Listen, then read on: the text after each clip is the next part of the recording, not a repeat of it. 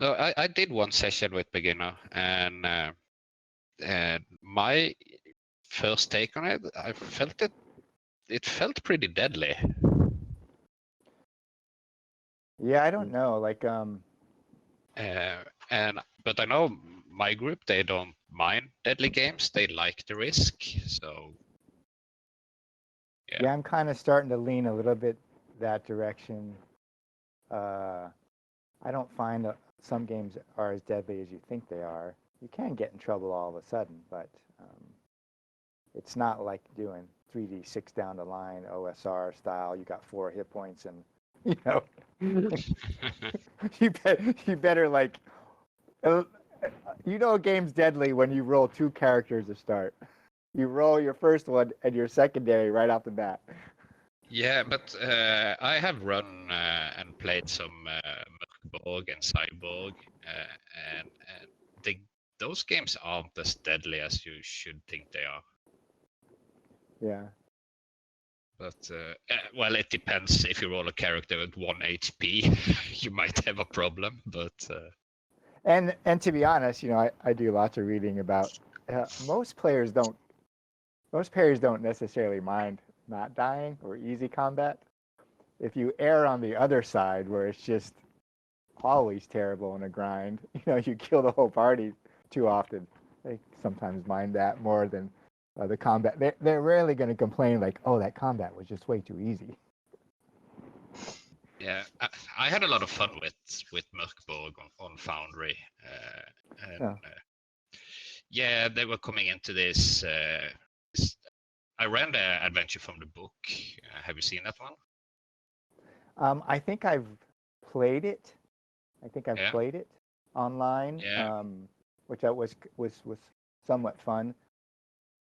Yeah, and they're meeting this lady who offered them some tea, and they all took it. And I was just playing around with Foundry, and I made these wavy things on the screen, and made the screen change colors as I was on this acid trip. It was so fun. But yeah, Well, hopefully, there's only 3 today. Hopefully, RPG will show. What I'll do is I'll do a recap, really, especially for Gutorm since he hasn't, and we can see how it goes. Yeah, you only died a little.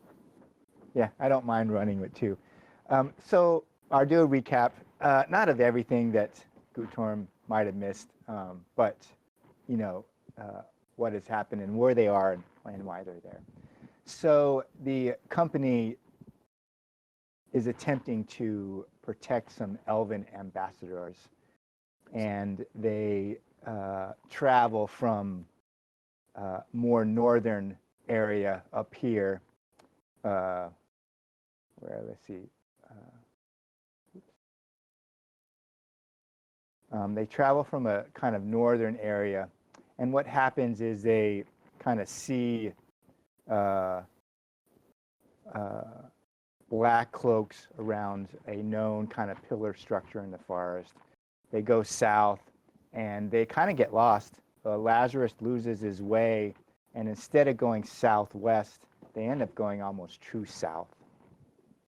Along the way, they meet some Iron Pact elves, and they get out of that with some parley and conversation. They are attacked by a Blightborn elk, and they eventually kind of Lazarus figures out that he's lost his way and he's come far more south than he expects.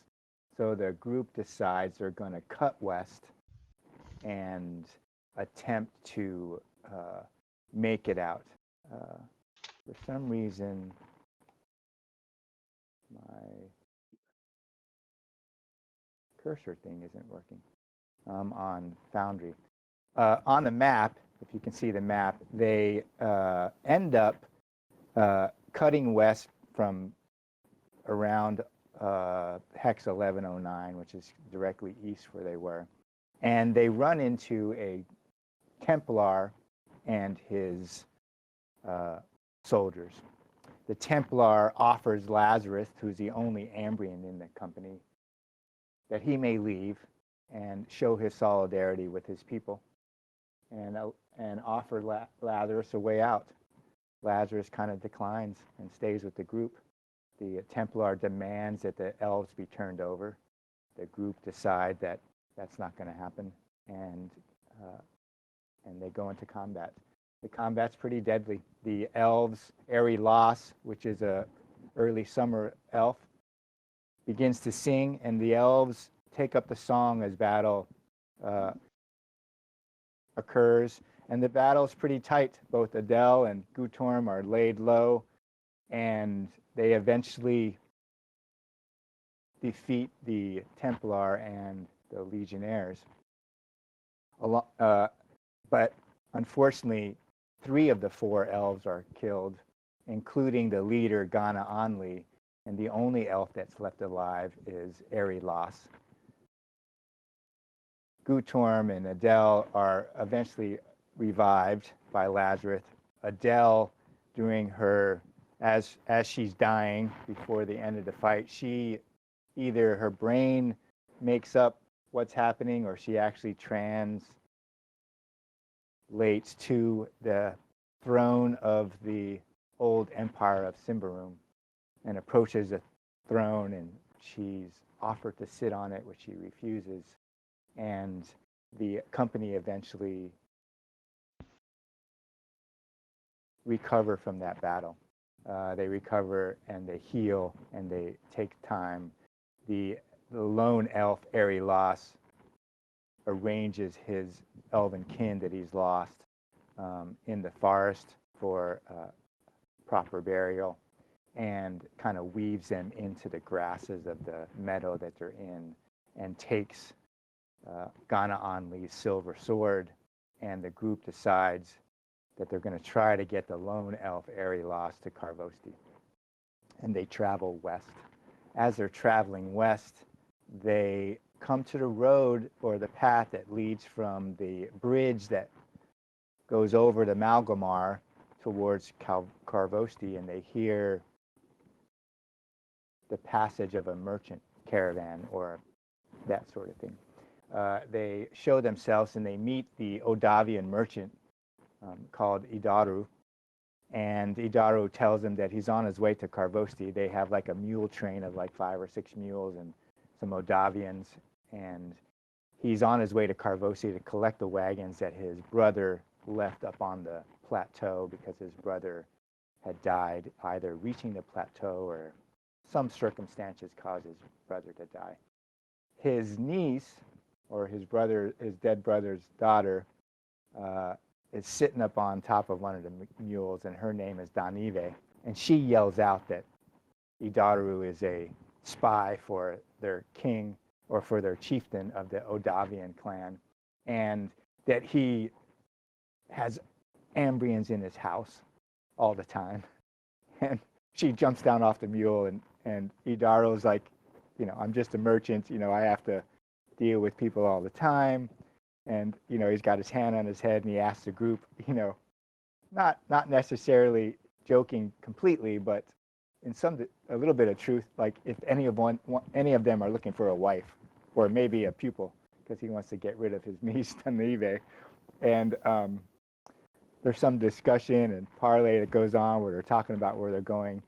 At the same time, Varama has sent her magpie, Omaru, to Karvosti to try to get the Holder's attention so they can meet them at the base of the stairs, secret stairs, because the plan is to try to get to the secret stairs, go back up the secret stairs to Karvosti to get the elf Eri Loss to the chieftain. Omaru sees as he's flying towards Karvosti that there's a huge host of men in tents at the base of the cliff that leads up towards the gates of Karvosti, and they're flying the white and sun flag of Prios. The magpie, it's just chaos on the top of the cliff, and the magpie eventually settles down at the doorway or gateway to the Holdra as it leads in, but there's no contact made. Danive, Adele decides that she's going to test the girl maybe as a pupil. And so she trips the girl and lands her on her backside. Danivi is kind of spirited. She gets up and she immediately binds Adele to her will and casts bind will on Adele. And so Adele goes stock still, and Danivi pulls out her dagger and puts it up against her neck. It's a plucky kind of action with some danger in it, but Danivi is young, and she has no intent of really hurting Adele, and she puts her knife away and begins to walk back towards the mule. At this point, Varama decides she's going to try to bend will of Danivi and teach her a lesson, and she fails. Danivi's will is stronger. So Varama takes control of the merchant Idaru and has her uncle slap Danivi across the face. Danivi just looks at Varama and kind of shrugs and chastises her for taking over the weak and goes back to her mule. And the party separate from the merchant Idaru and the merchant caravan, and they separate probably on less than friendly terms, because Idaru really does not take kindly to Varama taking control of him. And that's where we kind of left it off. It was just a casual bit of mind control. What's there wrong with that? Just a casual bit. Any questions or any additions, Lork? No real additions. I'm going to roleplay Kandu's ignorance by not remembering any of those names. So the group separates from the caravan master, and they continue up the road. For some reason, my little cursor thing isn't where. Oh, maybe it's that. Maybe that's the reason. Yeah. Okay. So they're going to go up this road now that my thing is working towards Karvosti. The offer to travel with them has obviously been rescinded, and the group is kind of where the company marker is, with the plan of perhaps traveling west and trying to get around to the back side of Karvosti, which is over here. They know a few things. They know that there is a winter hunting grounds at number 4. It's spring at the moment, so those hunting grounds may or may not be occupied. And they pretty much know the way through the forest towards the back end, because both Lazarus and Varama know the way, and I believe also Laskar has memorized the way back to the stairs without necessarily the holder knowing. And that's where we kind of left it, what the plan was. Do you two have any questions? Not quite. No.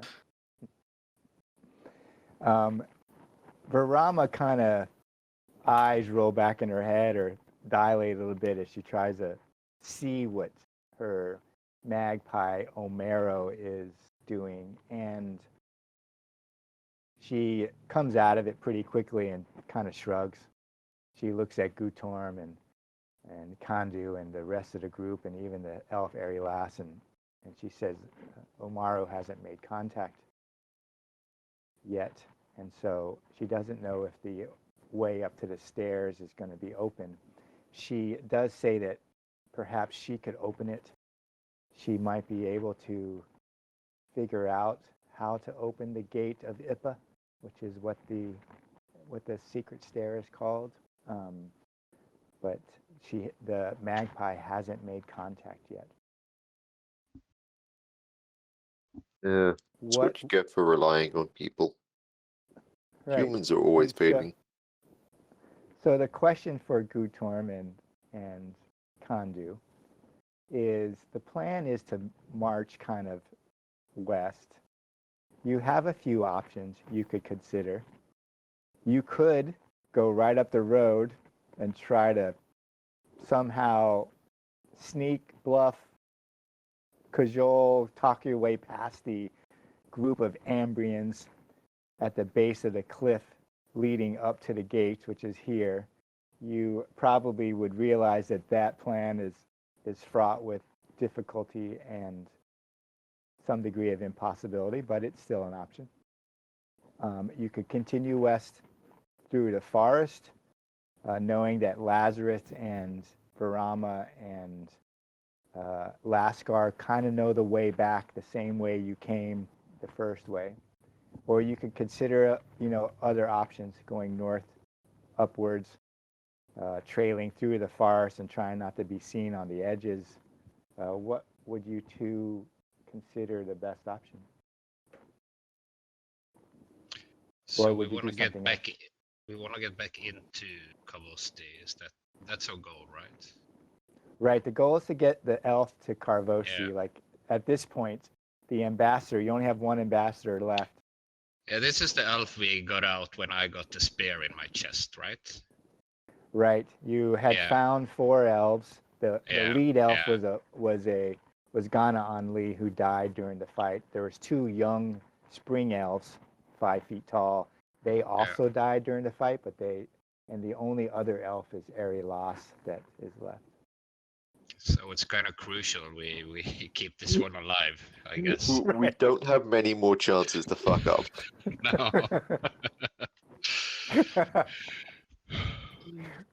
They're just too squishy. I feel we should take the safest way. I don't think we should take any risks.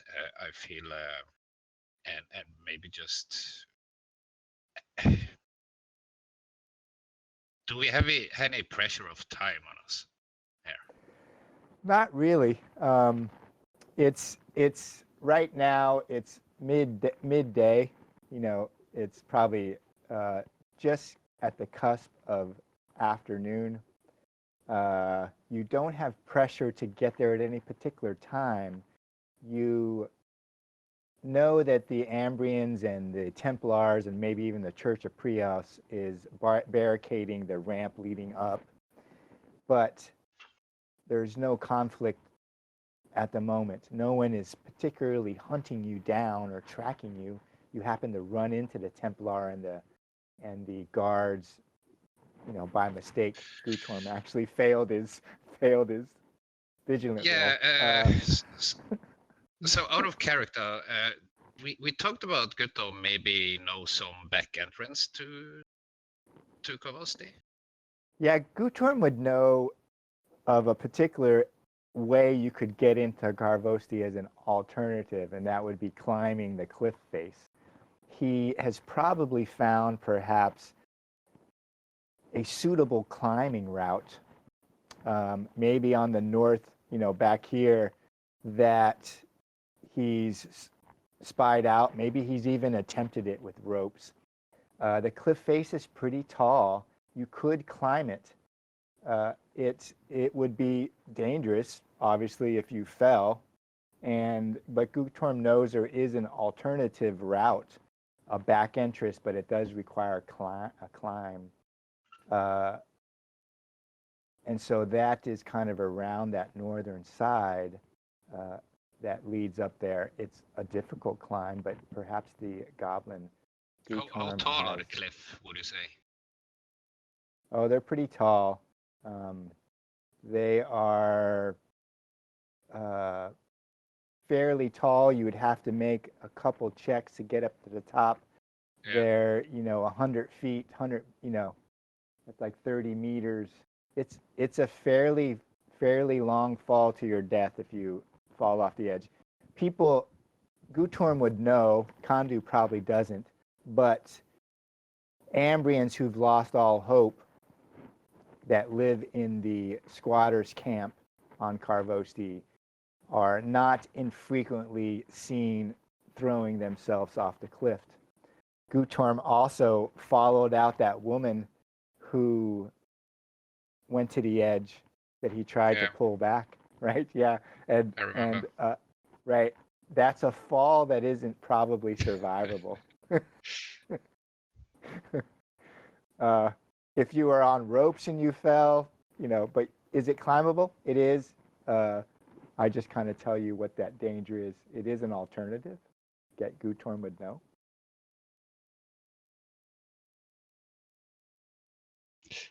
What do you say, Kando? I know about this climbable route on the backside, but it might be quite dangerous. The backside, that's close to where those stairs.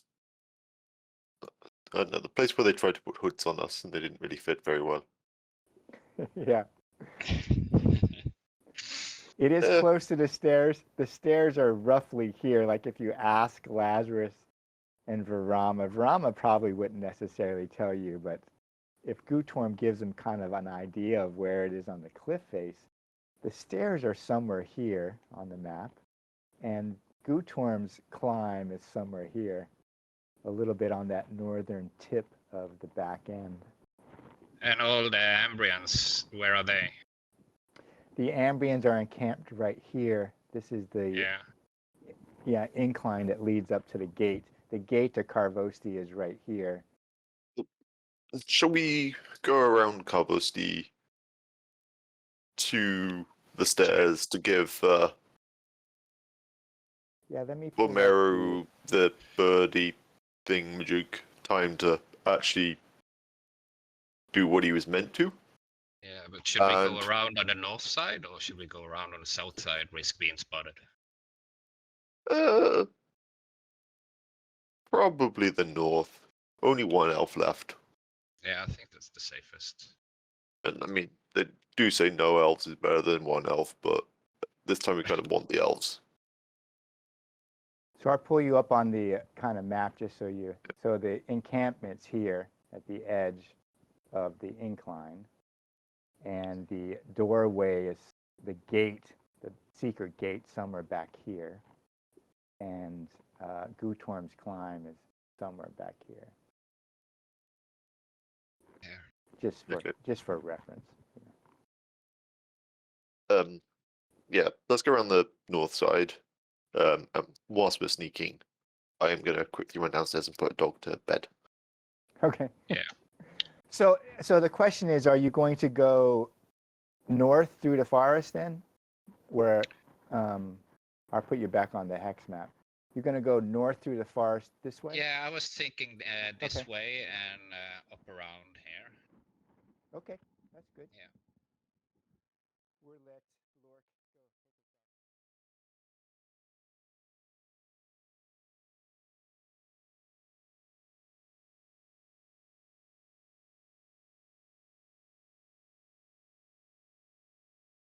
Jump out of it.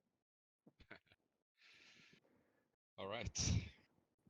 So you guys are going to travel north, attempting to kind of get to the north end. Are you going to travel straight through the thick of the forest, or are you going to travel around the edge, do you think?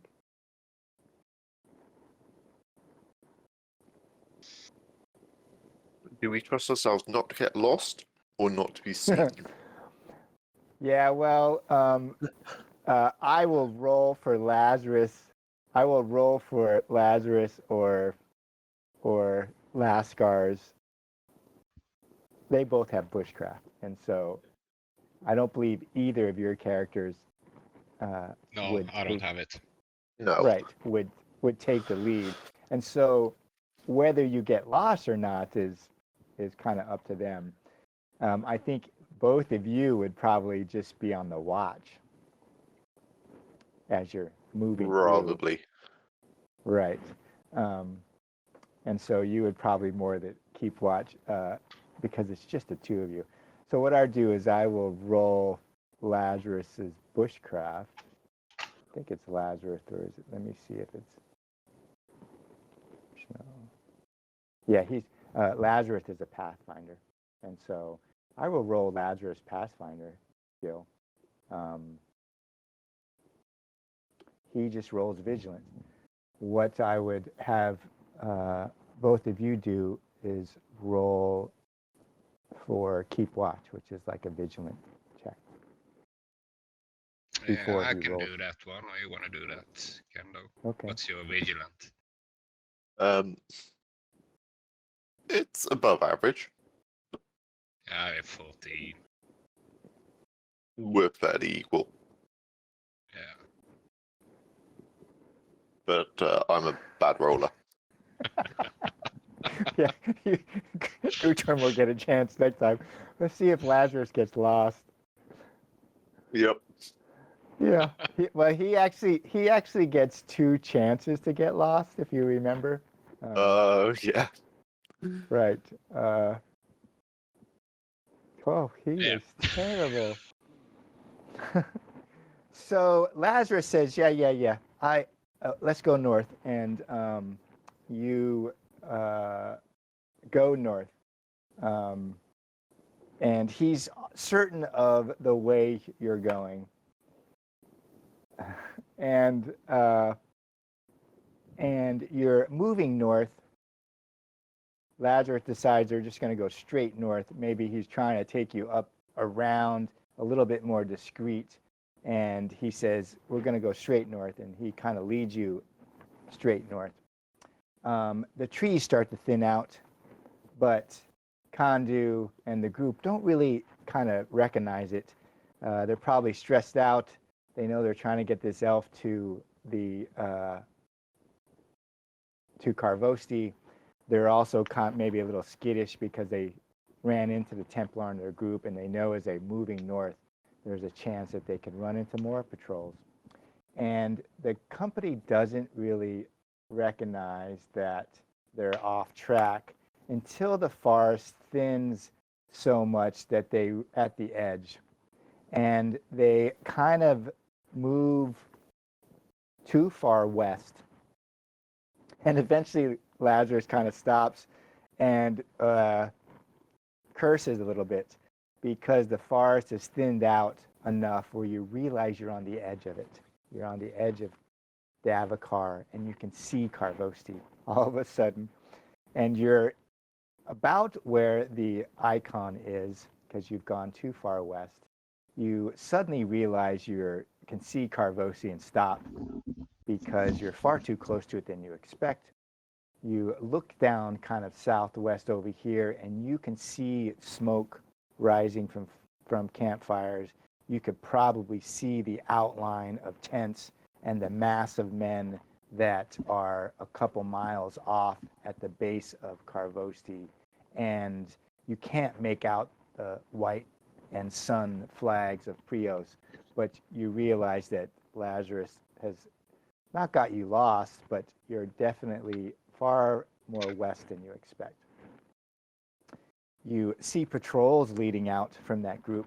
One begins to head up this way, and another one you see kind of groups of men leaving that encampment. They look small, but you can see them kind of leaving off. And you maybe see some patrols around the edge of Karvosti a little bit, that the group is patrolling the area, like are hunting down for these elves or that sort of thing. What does Gutorm say once he realizes they're a little bit off track? Not hiding his expression of sarcasm, he says to Lazarus, "Good leading." It was expected. Lazarus has gotten you lost a couple times, and there's nothing he can say about it. He got you really lost a day ago, 2 days ago, and he just shrugs, probably looks at Gutorm and says, I haven't been in the forest for too long, and I'll get, things happen. Quiet down, Goblin. He looks at you and says, should we continue along the edge, or should I bring us back into the forest proper, back under the trees so we're less noticeable, or should we skirt the edge and keep Karvosti in view? That make it easier for you to find your way? He kind of looks at you and spits on the ground. Well, we would see Karvosti the whole time, so yes, Kandu. It would be harder to get lost. Yeah, I'm turning over to Kando and maybe we should mark the trees so we know our way back.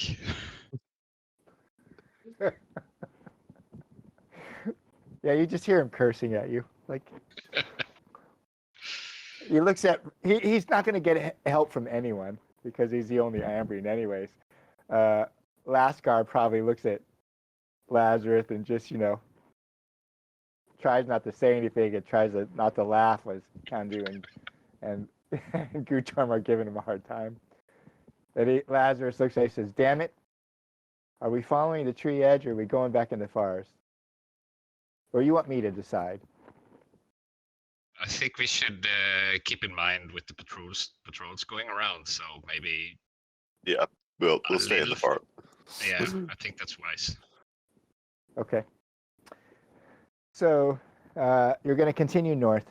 It doesn't, each of these hexes are only about a mile, so, it doesn't take that long to go. It's not going to take that long to go around there. It's probably about 2 in the afternoon, give or take. You got plenty of light, early spring.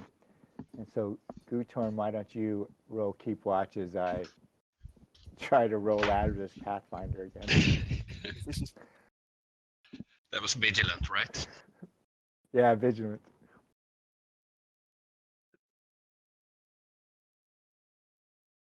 Oh, just made it. Just made it. So Lazarus tucks you back into the forest. He kind of goes a little bit due east a bit to tuck you back into the forest so that your movement won't be seen. You're not a small group, but every little bit counts. And Kandu is carrying lots of armored on his back like he's a pack mule as it is. So he's not the quietest thing, and he's pretty damn big. And so he tucks you back. He turns around and goes westward, straight, and then turns due north.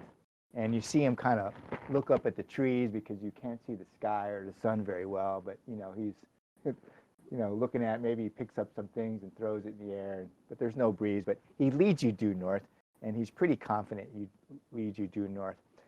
As you're walking through the forest, the birds are following you, Gutorm, which isn't uncommon. Birds, and they're making a bunch of chattering because, to be quite frank, you're egg stealers, and it's spring, and so they're keeping track of you.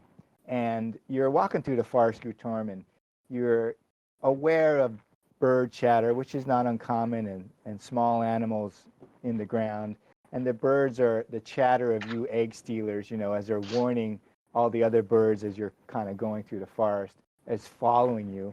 And that is, but normal. Gutorm doesn't really think that's odd until he hears the same kind of chatter about 100 feet to the northwest. At first, he doesn't necessarily realize it, but then he realizes that the same sort of egg stealer chatter is coming from in front of him about a 45-degree angle. Can I be sure this is birds making the sound? You could. It's pretty obvious, Gutorm. This kind of chatter follows you through the woods. You don't hear it, in the periphery.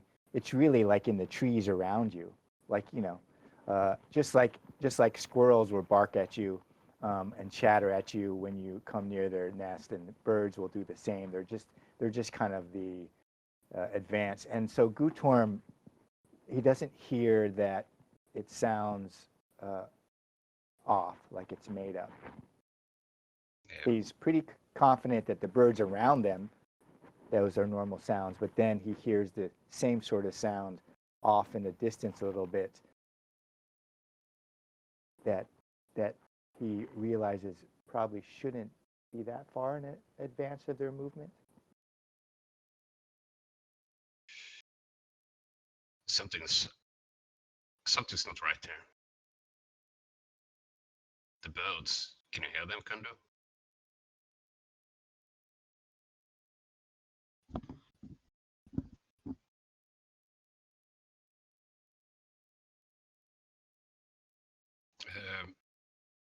Kandu's mooted. Kandu was muttering that probably another group. Must be Ambrians in the woods. Maybe should I try and sneak up and see what's in front of us here? Yeah. Let's be quiet, and then break its neck. So Gutorm suggests sneaking up, and Kandu, you suggest just laying low and ambush, correct? No, we'll sneak up on it, and then when we find out that it's an Ambrian scouting party, we'll kill them. Okay, so I want to find some moss on the ground and put in between the armor he's carrying around, so it doesn't make so much sound. Well, Kandu, are you going to follow Gutorm, like, right behind him, or are you going to let Gutorm go in advance of you? How noisy is Kandu? His discreet is probably at a -2 because he's carrying all that stuff. So it's whatever, it would be a discreet roll at -2. I mean, he's got a flat 10. Yeah, he's got a flat 10. He's not terrible.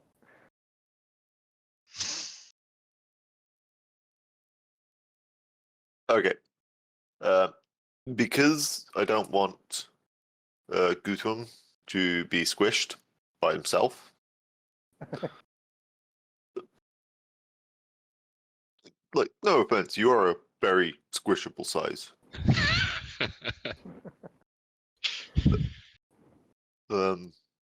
Kandu is gonna, like, you know how you set up like food bags, you tie a rope around it and then throw it up in a tree to keep bears from getting it. Yeah. I'm gonna do that with the armor. Okay. You're gonna put it down and unleaden yourself of the armor quietly. Yeah. Okay. Roll a discreet.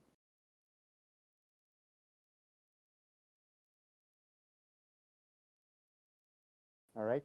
So you put the armor away, and you kind of tie it up in the trees. Gutorm still hears that chattering. It's mostly around them, but he kind of still hears it forward of your position. Probably now it's probably maybe 60 feet away. You can't really see through the trees that far, obviously. And Kandu kind of drops his load and armor and gets it ready. Lascar looks at you and says, "Be careful. Shout out if you need help." And he and Lazarus and Adele kind of hang out for a moment. Lascar will probably trail you, maybe about half the distance, and be kind of an intermediary between you as you're moving forward. But he won't necessarily go with you, as both you and Gutorm kind of sneak forward and see what you can see. And so I just would have you make both of you make a discreet roll as you're moving through the forest to kind of towards that sound that Gutorm is listening for. I have failed every single roll. Right. Shh, Kandu, be quiet. Yeah. Gutorm, you're moving through the forest. You're probably maybe ahead of Kandu a little bit. Maybe you separate from him because you realize that Kandu is just this huge thing, and being too close to something that large is not in your benefit. Goblins would intrinsically know that as you're moving through the forest, and maybe you're 10 feet, 15 feet in front of them at an oblique angle as you're moving through the forest. You hear voices. Go ahead, Kandu. I was going to be like, Kandu just gives up on the stealth thing and goes to... If I'm noisy, they can't spot Gutorm. Right. Kondu, you probably are walking through the forest and you like step on a big branch and you hear it go crack. And you're trying to be quiet and stuff is falling over and you're breaking limbs and moving it out of your hair and stuff because it's too low. And then you're going through some brush and then you just probably just say, screw it. There's no way I'm getting through this. You can't even go hear, loud. you can't really you can't really see Gutorm or hear Gutorm at all. Gutorm is still in front of you and he hears this noise. Whether he realizes Kondu has given up being stealthy or not, who knows? But at the same time, he kind of hears voices in front of him that sound Ambrian. At first, before Kondu is making a whole bunch of noise, he's kind of hidden in this kind of brush as Kondu comes barreling, past him, maybe to the right by like 8-10 feet, 3-4 meters, and he sees them. He sees a group of black cloaks, and he hears their voices at first before they get cut off because of Kondu's noise, and he hears one of them say, "I don't know the reason, Ramada, but war benefits," and then they all quiet because that's about the time that Kondu comes trouncing through the forest. There's a number of them. Kondu can see them. There's 5. He comes pounding through the forest, and immediately 3 of them kind of pop up crossbows and point at him, and one draws a sword, and another one kind of steps forward and yells out, even though he could probably see Kondu because he's such a big thing. He yells out, "Show yourself. This isn't the time to be sneaking through the forest." How many did you say it was? 3? 5. 5? Oh shit. Yeah, Kondu has, having given up on stealth, just loom out of the forest and be like, "What are the 5 of you doing in the woods, little man? Yeah, like you see don't tell me that you're here to visit the... Why are the barbarians always having visitors?" I mean, Gutom sees this and just shakes his head and starts readying his bow just in case. Now, Gutorm, do you stay hidden? Yeah, I stay hidden. Okay. And I make a little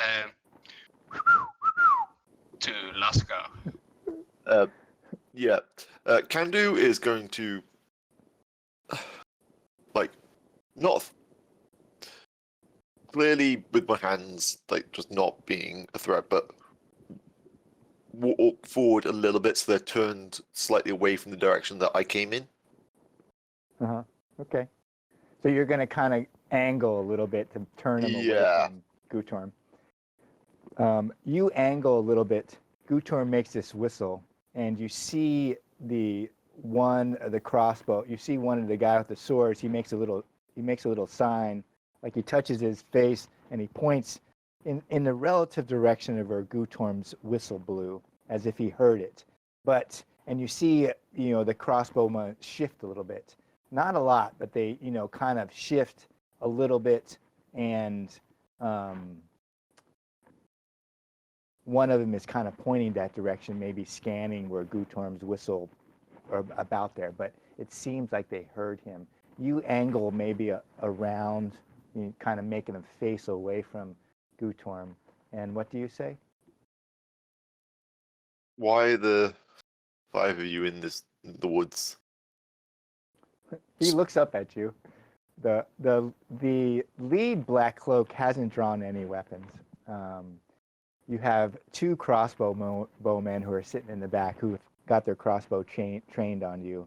A 3rd crossbow is kind of not trained on you. He's watching you, but you see him kind of looking around, trying to figure out where that whistle that seemed to be obvious to them was not natural.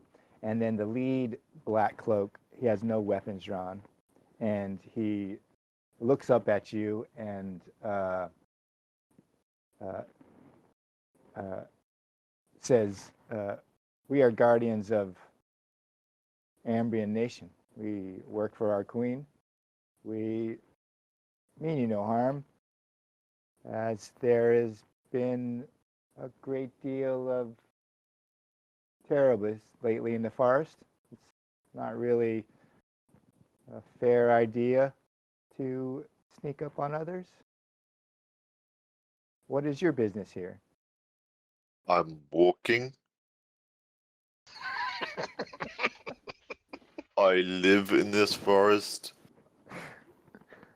He kind of looks at you and goes, "In Karvosti or around the forest in Karvosti?" Around the forest. Like I want to live on the top of that rock. The people there smell. He kind of looks at you, Kondir, and says, "And you're alone here walking in the forest." Do you see any people with me? He puts his hand on his sword a little bit as you say that, and he kind of looks to where Gutorm was and looks back at you, and he kind of shakes his head. This isn't the time for lying, ogre. Are you alone through the forest, or are there others that are now circling us? The forest is full of people. I have plenty of, well, not really friends. People I know. Sometimes I travel with them. Sometimes they get lost. Yeah. I can't see them at the moment, so I assume they're lost. Roll. So I'm going to put you on the map for a minute, so you can roll against them.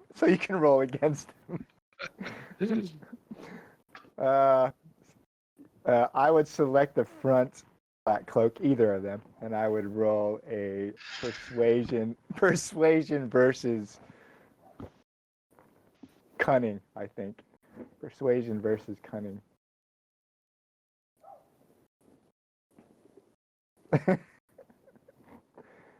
I'd be doing really, really well if it was a rollover system. Like, my D20 rolls are just on the ball. I always like when, it's just you two and the other party members who may be a little bit better at this aren't here, so it's pretty funny. Kondir's like the lead persuader. Oh, that's hilarious. Look, I'm so bad at stealth, I'm just going to try and lie my way through it. Right. He looks at you. Go ahead, I'm listening. Just so bad at lying, I'm going to have to kill my way through it. You hear the snick of his sword, Kondu. You just hear him free it a little bit.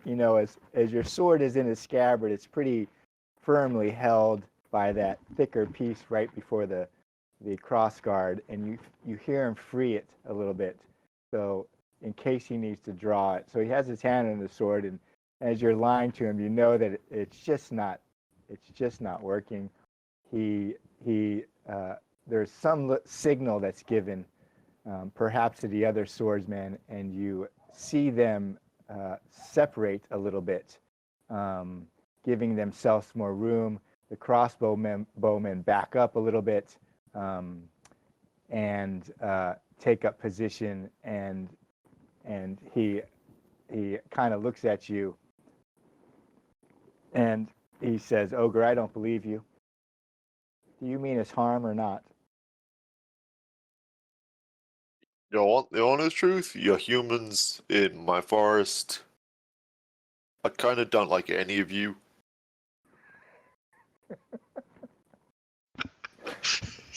This is the best lead character ever. Yeah.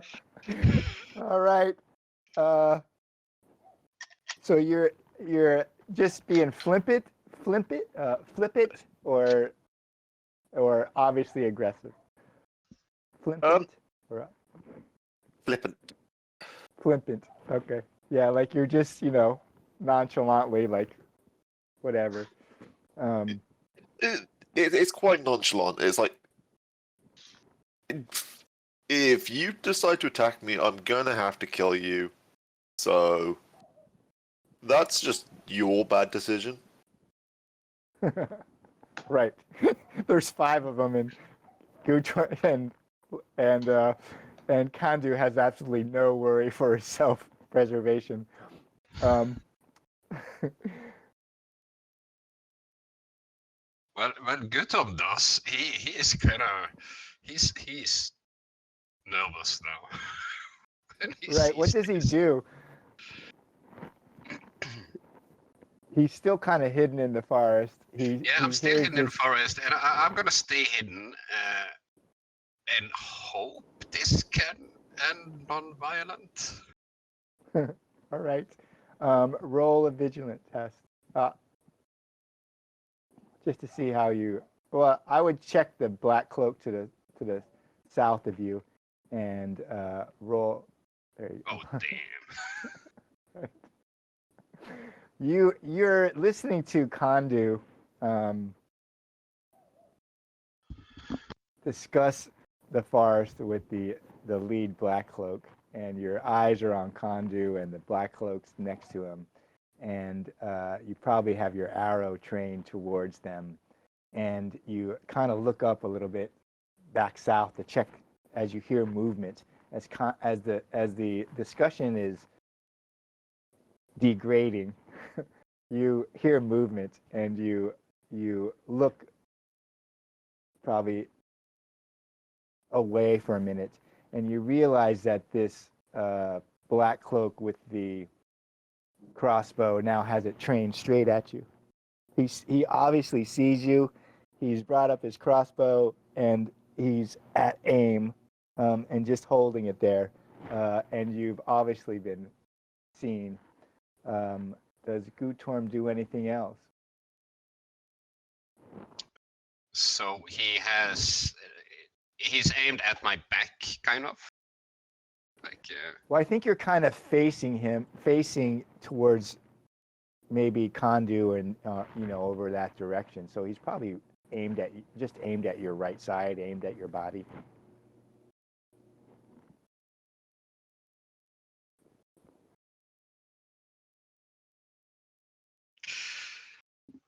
I'm gonna put my bow down.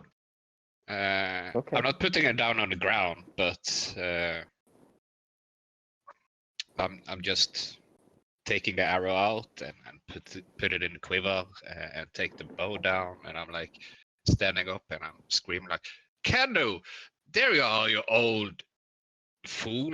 Why are you walking into these people?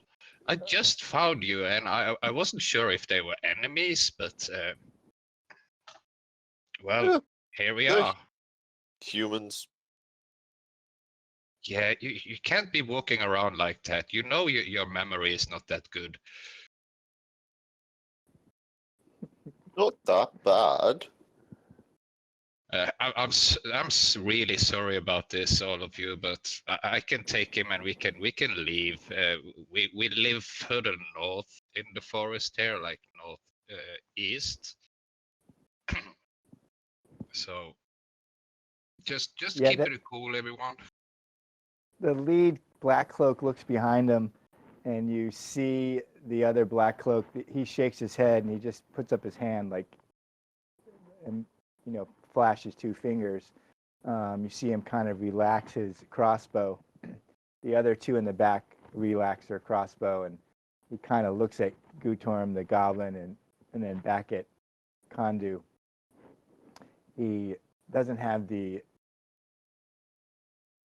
experience to necessarily figure out why a goblin's with an ogre or such a big being, but you obviously are not being aggressive. So he puts his sword back in his thing, and he raises a hand.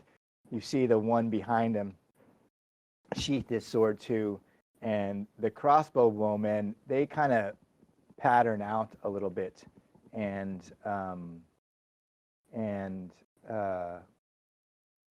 they keep their crossbows on them, but they're kind of pointed down, whereas the front two kind of sheath their swords, and the lead black cloak kind of steps between Kondu and Gutorm, and kind of looks back and forth between the two of them, and he says, "Have you seen other of my brethren in the forest?" Other humans or Black cloaks, ogre. Black cloaks. Have you seen other black cloaks? is that people with black cloaks or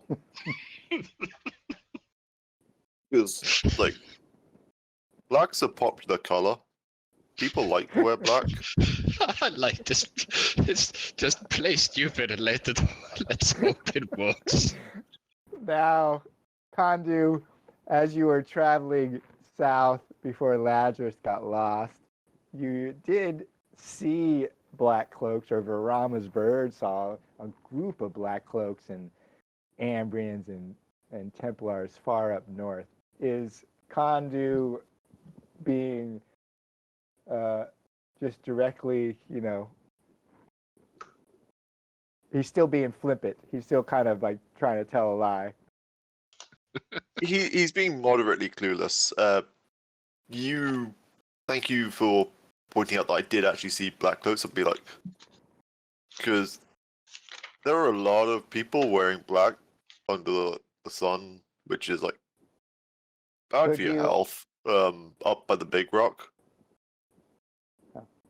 But people said that it would be silly to go and squish them, so we didn't.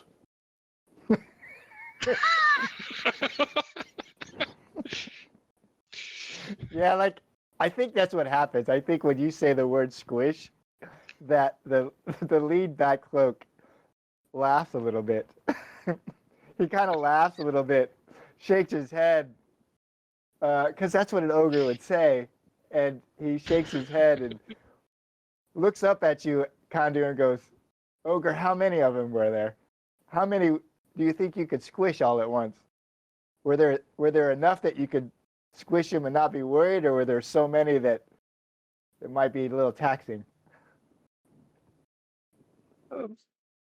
Might need a nap after, but like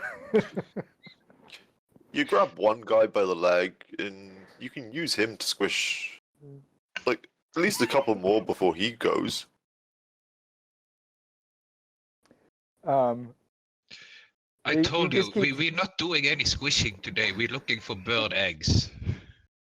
Bird eggs. It is a good farce in spring, although these birds chatter quite a bit when you steal their eggs. So you're heading north then? Yeah, maybe a little bit northeast. Okay. Do some squishing of bird eggs, not men. I like all this. He looks at Gutorm and Kondu, and he's still chuckling to himself, and he goes, "Well, not all us black cloaks are made of the same fiber. There are some of us out here in the forest who would kill you on the spot, ogre, goblin. But well met, anyways, and I wish you well on your journey." And he kind of steps back. He doesn't like turn his back on you, especially not Kondu. He kind of steps backwards and gathers his men. They obliquely, he gives you a little sign, and they continue on their way slightly obliquely on a line that's not going to lead them quite back to your party. Does Gutorm say anything as they're leaving? They're moving towards our party. No, you get a sense that they're not, if your party is hidden, that they're not necessarily going to see them. Yeah, okay. Well met, black cloaks, and have a nice day. And I kind of go to Kondu and I start like pulling him a little bit. Let's go. Kondu, do you do anything as they as you separate from these fairly amiable black cloaks.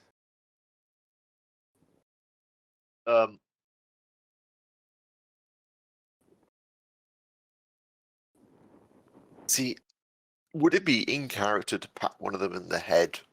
But Kandu is actually smart enough to know that they'd probably be jumpy.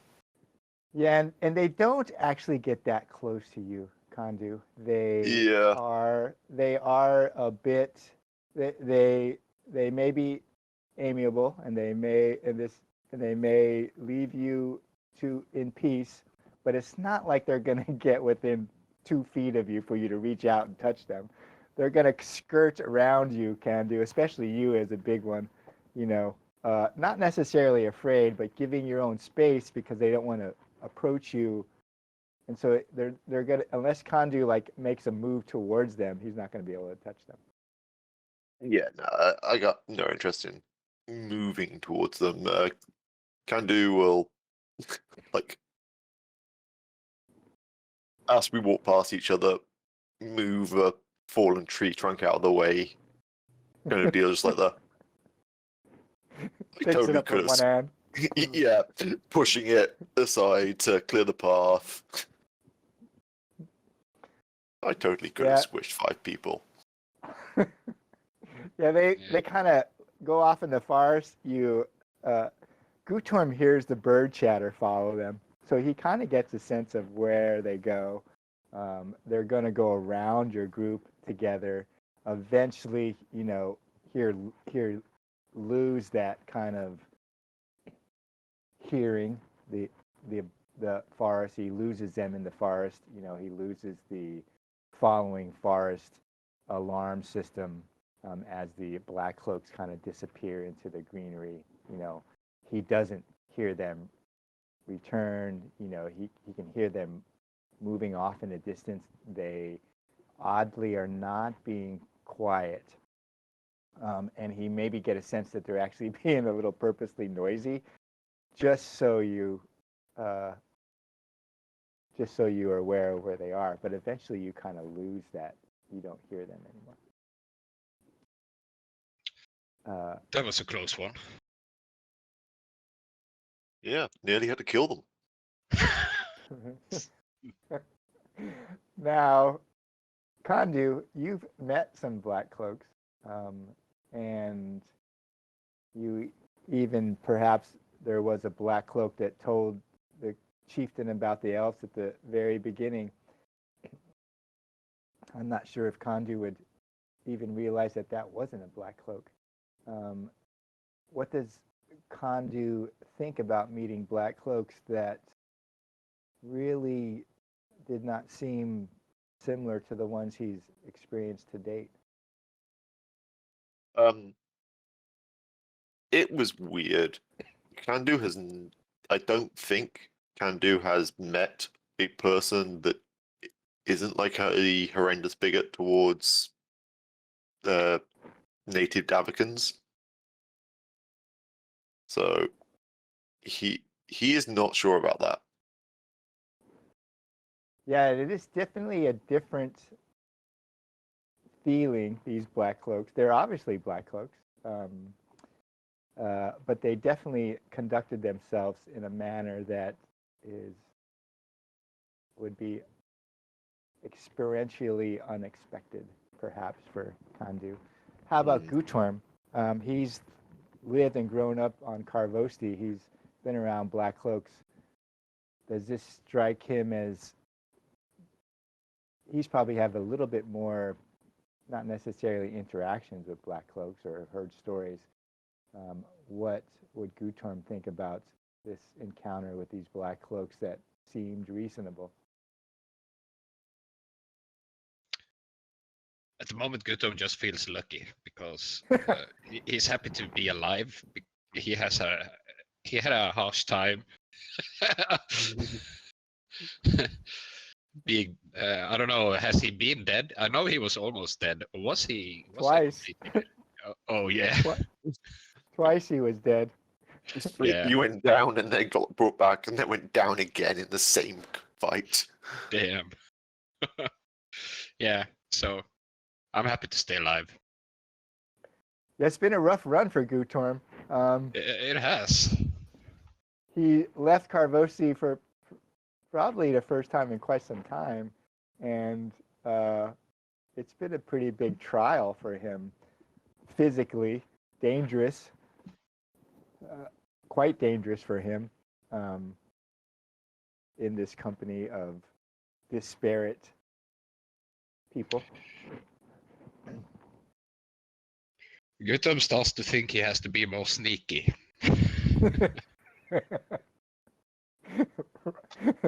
And maybe not to let Kandu get him into trouble. Yeah, maybe. Right. So you are going to continue northwest. Is the plan to try to make it to the gate first, or Gutorm's climb? So what would I need to do to climb that wall? You pass to climb the wall. You would have to pass 2 tests, and so you would pass unless you have, which you don't. I don't think you would pass 2 either strong or quick tests.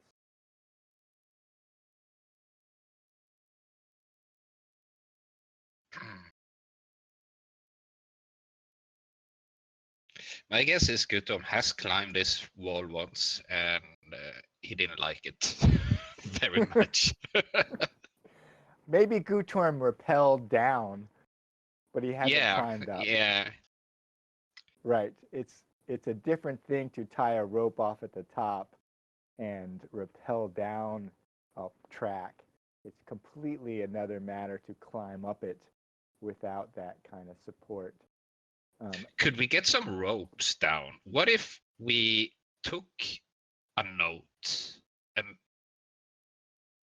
tie the note to an arrow and we shoot the arrow up into Karvosti? Yeah, so Gutorm is thinking about that idea and he considers it. He thinks, well, maybe if I shoot an arrow, it's going to say what? Drop rope down? And he's thinking about it, and it seems like a really good idea. And then he realizes that the whole base of Karvosti, the ramp leading up to the gate, is surrounded by Ambrians. And he's not quite sure what kind of response shooting an arrow up there. It would be hard to shoot an arrow up there anyways. It's, 30 meters or 100 feet, but you could do it. What kind of response he would get? What would he write the note? How would he convince? What would he consider writing on a note that may convince whoever reads it that throwing a rope down would be a good idea?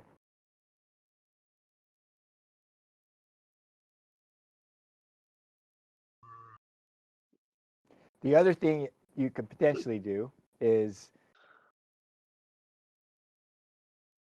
Varama's magpie is up there, which Varama will get some idea of if the magpie makes contact with the Holdra, but Varama can't tell the magpie to say anything or do anything. She just sent a note up there to try to get them to meet them at the gate. Varama could call her magpie back at some point, and you could send a note that way. Yeah, that might be a good idea. Okay. To try. So in some fashion, you're going to ask Varama maybe to. Yeah. I'm like saying this with the arrow to Varama, and I'm suggesting maybe we could use the magpie instead.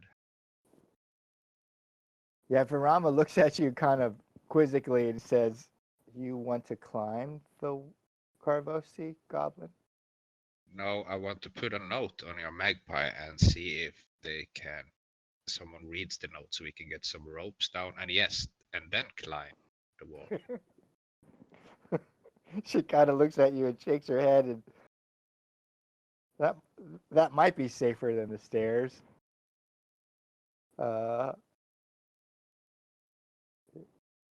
She seems a little uncertain. Varama isn't the strongest individual, and she's kind of trying to piece it out in her head, climbing hand over hand on a rope to climb up there. She realizes that her strength may not be up to it. Everyone else kind of considers it. Adela looks at you and kind of thinks about Karvosti and says, and Lascar, he's up for that kind of challenge. Lazarus kind of like flexes and says, I could climb that even without a rope. You sure you're gonna find a way up? He kind of like reaches out and tries to hit you.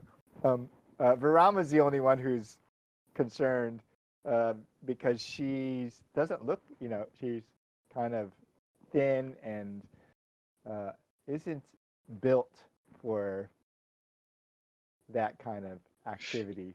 But even if we find the stairs, are we gonna find our way through the stairs back up? I mean, if we could get a rope down and someone could climb and the rest could go to the stairs. Yeah, she kind of nods her head and says, yeah, it makes sense. Even if someone climbs to get word to open the gate, if I can't open it, I know she knows her way back up because she wasn't blindfolded. Finding her way up the stairs, finding her way up the stairs is less concerning. Although the darkness and the heaviness of this darkness in the stairs itself has given everyone pause because you all felt it, and so you may think, depending on how you feel about the esoteric, that climbing up Karvosti's cliffside might seem less trepidatious than making it up the dark stairwell again. So it's Gutorm would probably have more people on his side than wanting to go back up the stairs. What does Kandu think about the idea?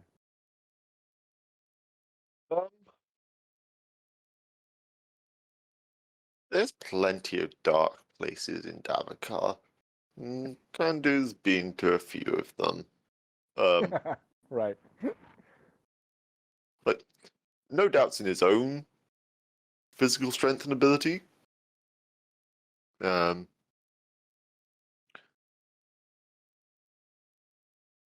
But he can already see someone is going to suggest, let's tie ourselves together.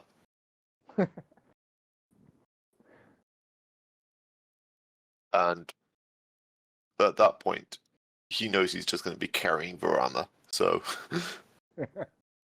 right, she's going to hold on to him. Yeah, one last shot at the stairs, and then we'll climb. Okay. Yeah. Gutum agrees. Yeah, we can look at the stairs first. Okay. So you're going to travel west through the forest.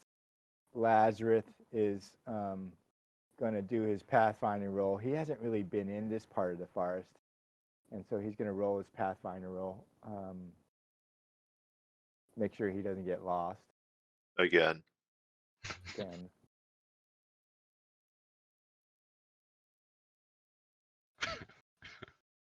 he gets to roll it once more because of Pathfinder. He is just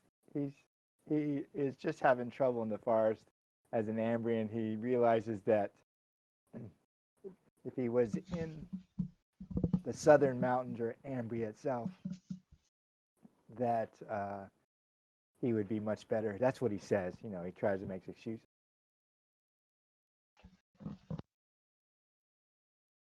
And but he's trying to find his bearings.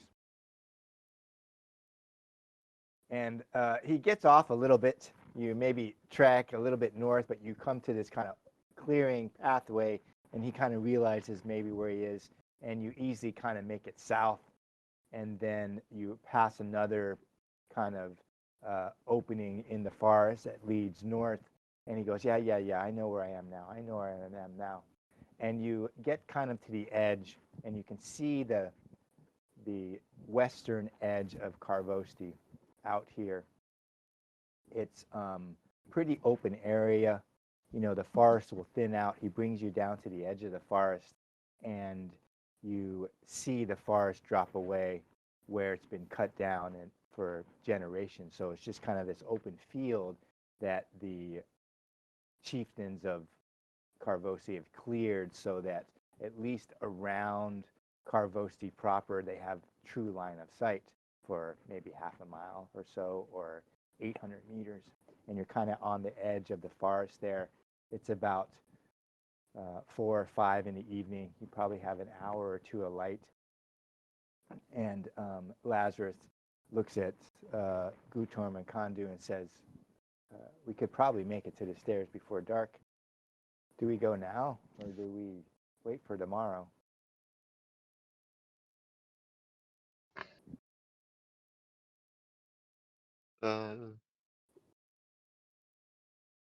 Shall we wait by the stairs if... Isn't that the open terrain? Wouldn't that be dangerous? Oh, good point. Yeah. Under the trees. Let's go camping. Let's spend the night. And I think we should do it just as light is coming. Or maybe just a little bit before in the... What do you call the dim light in the morning in English? Like in Dawn. Dusk or dawn, like right before dawn yeah. or dusk? Dawn, yeah. Okay. So you're going to kind of camp out there, like within the forest a little bit. And go as light as maybe just, you know, it's still dark, but, you know, maybe in the east, you can barely see light, you know, right before full, you know, the sun actually rises, but it's still dark enough to provide cover. Is that the plan? Yeah. I mean, we'll be in the shadow of Karvosti itself. Right. You would be in the shadow of Karvosti. Good thinking. Yeah, especially if it, you know, especially if you come due east.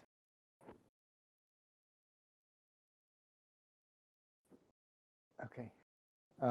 So are you all going to bed down for camp, or are you going to set a watch? And I can climb a tree, do some watch. Some guarding. Yeah. And so what about Kandu? He sleeps pretty heavy. Rude. Yes, he does. He'll settle in among some tree roots. Okay. Just so Gutorm probably remembers, but Kandu was so asleep on watch, but he was supposed to be on watch once. Varama couldn't wake him up. The ogre, you know, refused to wake up, which kind of made Varama mad. So she kind of went to the edge of the camp. She couldn't get Kandu to wake up for a change of watch, and she was actually attacked by a Blightborn elk and suffered greatly for it. which is why I asked if Kandu was going to take watch or just sleep. So Gutorm, it's in the evening, and you're up a tree, I guess? Yeah. Okay. Kandu and the rest of them are sleeping, bedded down, and roll a vigilant test for me.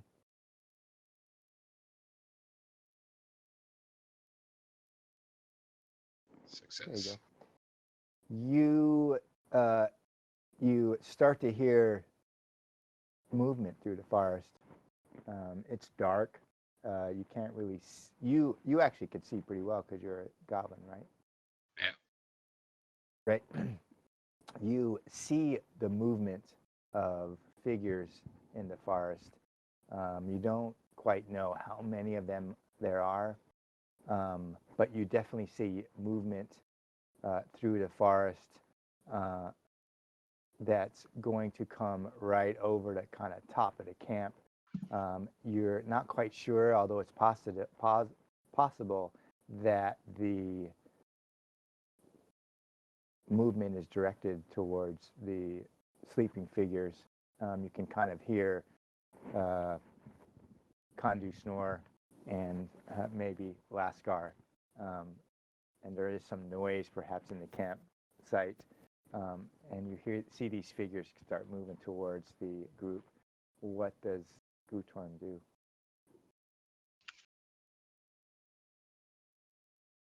I think I'm gonna try and shoot an arrow in another direction. Okay. I can see somewhat in the dark, and I don't know if I can maybe like try and aim between some trees and make the arrow go as far as possible. How far up on the tree are you?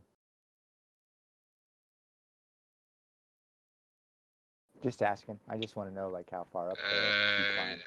I think I am around the lower branches, like high enough to get some overview, but not like up in the like dense.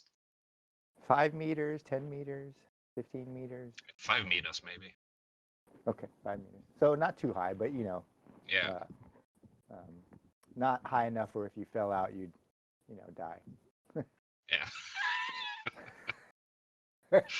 All right, so you're going to shoot an arrow off to try to distract or lead them in a different direction?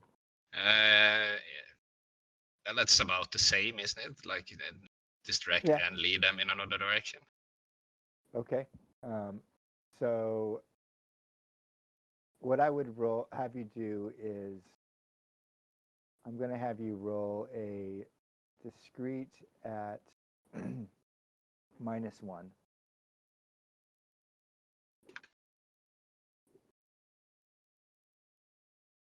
Oh, very well. Yeah. Somehow you muffle the sound of your bow, and you shoot this arrow off, and you're able to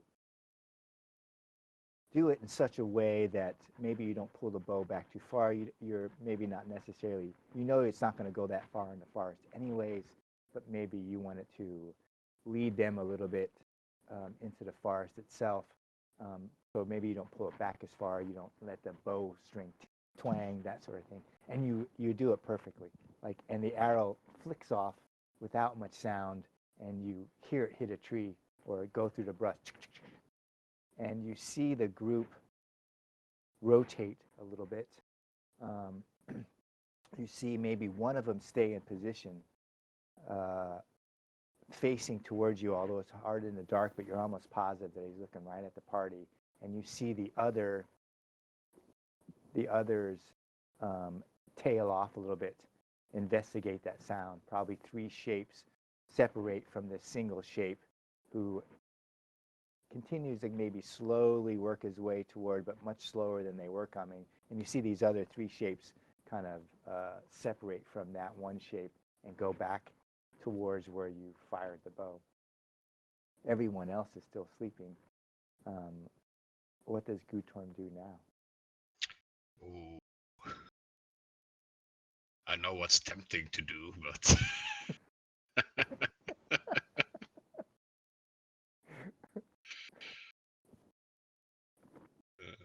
there isn't anything like sneak attacks or something like that in this game, is there? There is ambush, but you can't. I don't know if ambush works with. I have to look it up. If it works with ranged weapons. There is, you do get like a +2 benefit, like an ambush. What happens with ambush is you roll a stealth versus discreet, and if you are successful, you get a free attack at the beginning before initiative. Okay. So it's 4 people total, right? The 3 of them went off, and what you can tell. Yeah. Can I see what he's wearing, or is it too dark? It's too dark to see color, necessarily. They're dressed. Yeah, I can't see if it's a leather armor or he's wearing a heavy armor. You don't hear the sound of plate mail or chain mail. Okay. They look their silhouettes are more narrow, not as broad. They're not wearing helms, and you don't see that sort of thing. You might see bows strapped across, or maybe short swords, or that sort of thing. The one kind of creeping up on the party, it has something in its hand, but it's not like a long sword. It's not like that big, not like that kind of thing. You could surely take a free shot. It has no idea you're coming, and so, if you wanted to take a free shot, I would give you a +2 attack at it, because it's not defending itself. It's not like it can see you shooting at it. I mean, so it would be more of an ambush, but I think if he's already moving towards the group, he is gonna find them. So I have to do something.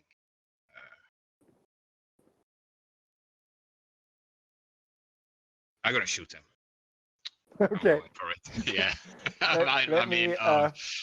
Goddamn.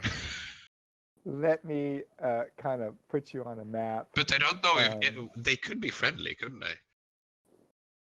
Yeah, you have no idea why they're sneaking up on the party. No, I'm shooting. What the hell? Okay. I am going to put you on a map. I kind of put everyone on the map. As Gutorm, as you're kind of up in that tree and you start taking aim, it kind of clears out. It kind of coming in closer and closer, and you can kind of see more and more and more of it. And you pull back your bow and you let fly, just as you realize that a little bell goes off in your head that it looks like an elf. Oh crap. So you can target the elf you see on the map and roll your attack at +2.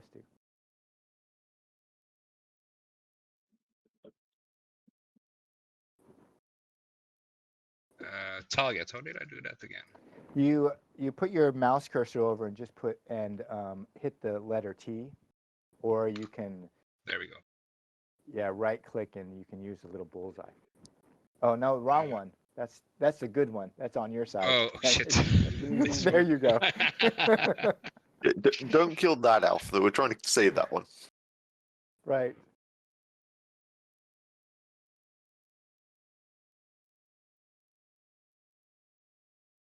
And a +2. Yeah, because you're above it. It has no idea where you are.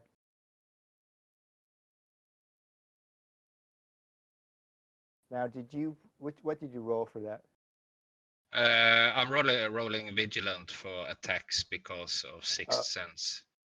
Yeah, it'll do that automatically. All you got to do is go to the main page on your longbow and just click.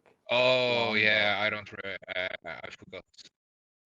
Yeah, that's okay. Let me look at, since it is a 3, it does probably hit anyways. A 3 would hit, and so I would roll 1d10 for damage. Yeah, I have marksman, so it's a d12. Okay. Yeah, just roll 1d12, and I'll make sure we'll just make sure it works when you actually do it for real. But yeah.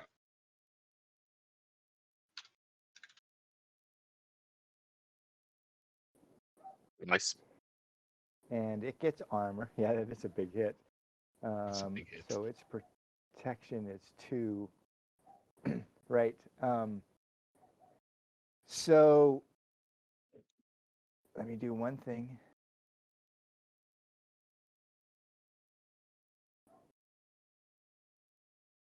Gutorm, this elf, your bowstring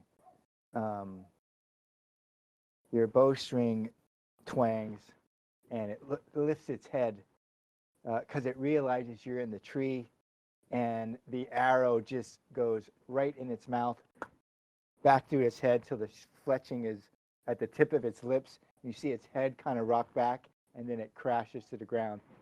Nice. And Gutto feels very good about himself right now. yeah, like you one-shot it. And it makes a fairly loud noise as it falls. Kondu, roll a vigilant test to see if it wakes you up. How hot? Ooh. Oh, there you go. Kondu, you are probably maybe just lifting out of a deep sleep, and you hear the telltale twang of a bow, and then a crash. What does Kondu do?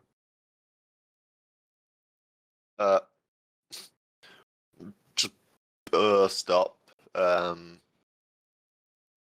Drawing the flail out, and starting to spin that up, and just looking ready to see who I'm going to hit. Okay. You start hearing them as soon as Gutorm and shoots his bow and drops the one elf. You immediately hear noise in the forest come running towards you, and a whole bunch of elves pop out of the forest. We're not going to play all those elves because they're going to be involved with the other group. We're just going to put 3 on the map for you two. The outcome of the fight really kind of depends on how you two do against your 3 foes, even though Lazarus, Lascar, Adela, Barama, they're all engaged. Like all of a sudden these elves come out of the forest on all angles. And I kind of want to give a signal to Kandu that there's 3 more coming. Yeah, he could probably see them. Like they come running through the forest. One of them draws a short sword, and then he see Gutorm. Actually, I have to pull. He actually sees 4, so let me put 1 more. 2 of them draw short swords, and 2 of them you see some in the Kandu probably sees him because he's so tall, and so Gutorm's still up in the tree. He sees 2 others with bows behind them who knock arrows and have bows drawn, and we'll go to combat. Kondu is up front. The 2 with swords are obviously the ones that are closer, Kondu, standing abreast. The ones with bows are deeper in the forest. Kondu is first. As battle starts, you can see these elves come out of the forest. They're dressed in green kind of leathers, typical kind of elven garb, but they have a red handprint on their left shoulder.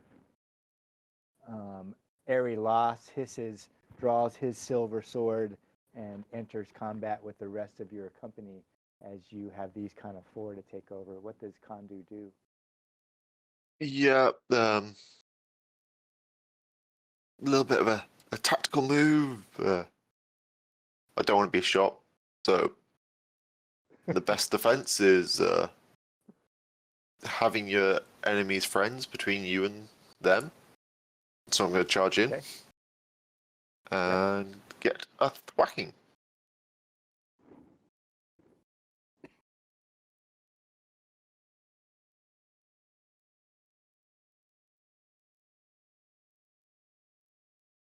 And I shall take the free attack rather than knocking him prone. Okay, I will make him not prone, and you can get the free second attack.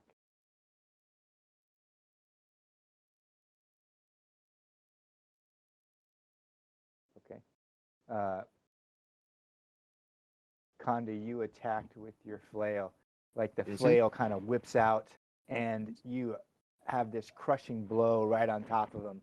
you're much taller than him. You can see over the tops of the heads of the two elves, and you just kind of roar and crash down your flail, and he almost buckles. His legs wobble. He kind of stands back up. Even this close in the dark, Kondo, you can tell like he has trouble shaking it off. It's almost a single blow, single attack that takes him out.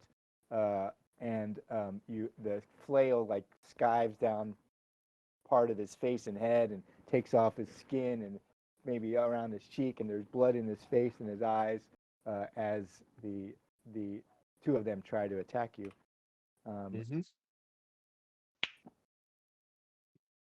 They actually both have spears. My fault. But. Oh, okay.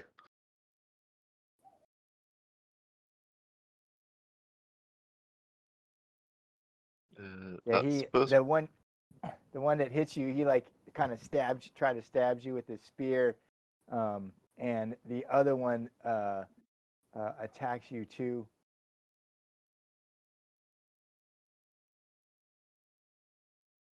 Kondu's armor, he's just shrugging off these spear attacks as the one sees as big as Kondu is, kind of angles, takes a step. Gutorm sees him. Kondu probably doesn't, but he sees as this archer kind of steps forward a little bit, rounds out as Kondu races into the two of his elven kin. The other elf kind of tapers off, takes a couple steps to get a free shot at Kondu with his bow.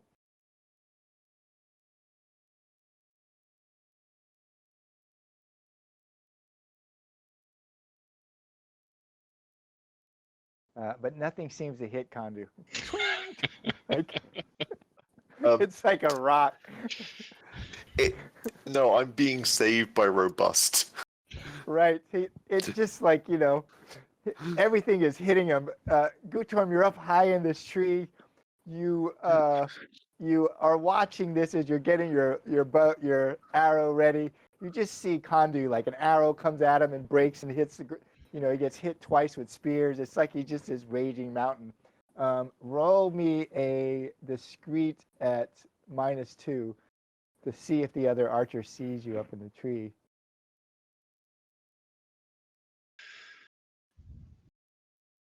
Oh, Yeah, he sees you. 2.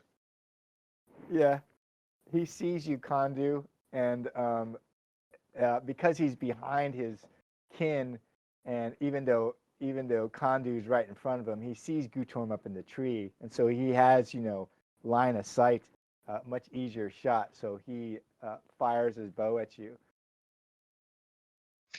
Can I have some? Is there anything like cover or something like that in this game? There is cover. It takes up. See, let me look up cover. I mean, because I wanted to imagine Gutorm. It's big branches of the tree, right? Like he's on one branch and kind of is behind another branch to fire his arrows. Yeah, the way cover works is it acts like armor, if I remember correctly. It takes off. I think so. It reduces damage. Yeah, it reduces damage. So let me look up cover really quick.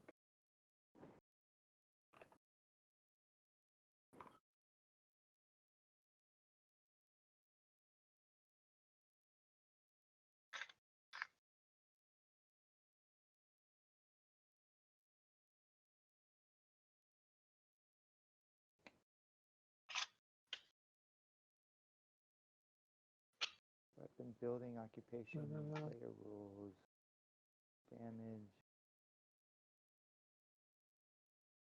I'm starting to believe Gutorm deserves a purple heart or something like that. Right. He gets hit. All right, take 5 minutes, get a drink. Yeah. Since we've been playing about 2 hours, I'll look up cover really quick. All right. I know there is cover, but finding it on I just got to get my book as opposed to using the thing. And then we'll come back. So like 5-minute break? Yeah. All right. All right.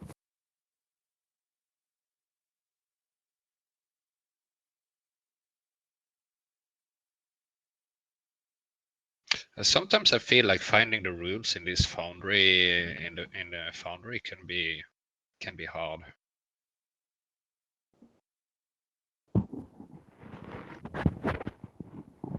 Sorry, I missed it. Did you say? Yeah. I was control F in the book. I couldn't actually see anything for cover. The closest I could find was line of sight, which just says, if you can't see them, you can't see them. Right. When we play so many systems, I'm trying to, I couldn't find any cover rules in any of the, I have all the books. I think it would just be like at a -2. Let's see if he would hit at a -2.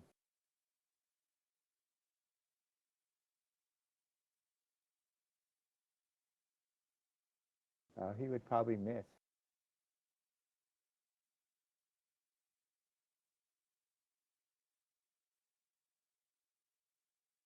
Because his die roll was an 11.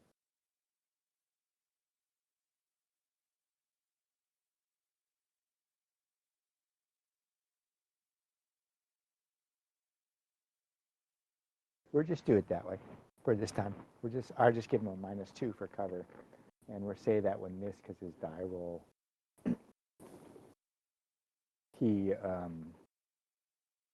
if I applied the die roll, then he would have missed. I think that's the way it would work. If you look at, let me,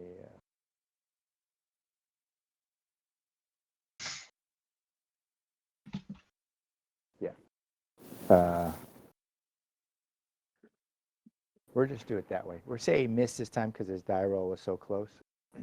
And I won't apply, that. So it shouldn't have applied it to them. And we'll give him like a -2 on cover roll when I roll it next time. I think he would have missed with an 11. I'm almost positive, but we'll just do it that way. It does, won't matter too much. And that would bring us to Gutorm as he's up in the tree, watching Kandu get, shrugging off blow after blow after blow. What would Gutorm do? He has line of sight of everyone except for the one that's, that Kandu's already hit. He can't really attack that one right there. But he could attack the one here. I think being amazed by the spears, kind of shrugging off the spears, I think it's wise to target one of the archers. Okay. Try to get them out of the way. Yeah, you have line of sight at either one, so you could just select one. Yeah, I'm gonna start with this one up here. He can't. He hasn't seen me yet, has he? He has not seen you. He has. He's probably focused on Kandu. Oh yeah, I'm gonna take this one then, since he already shot at me. Okay, that's a reasonable choice.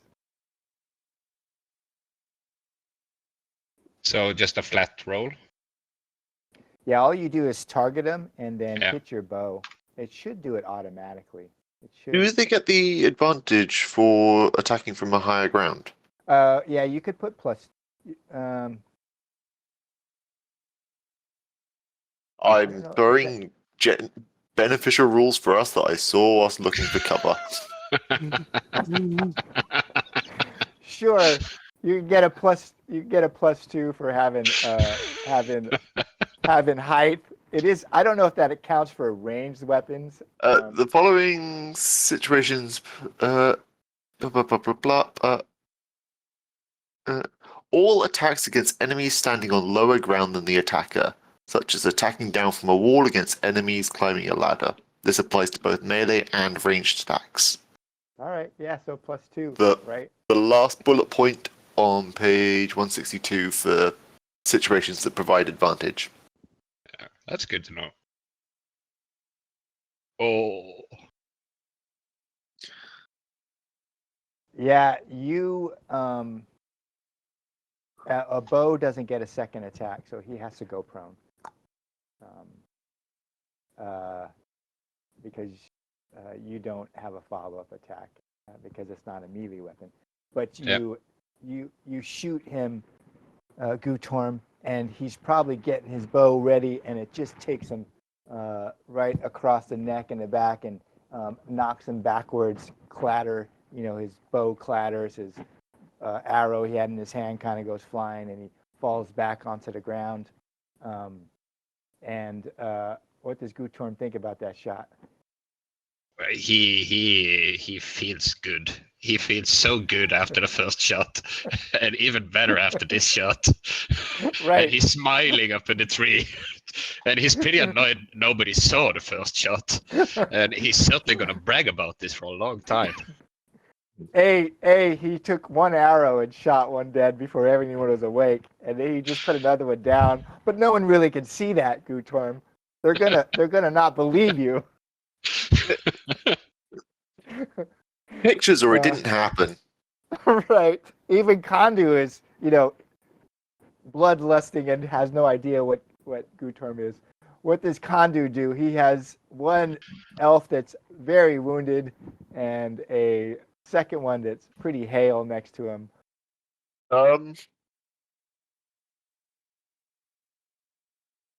Action economy dictates that I should probably take out one of them. So LeBonk.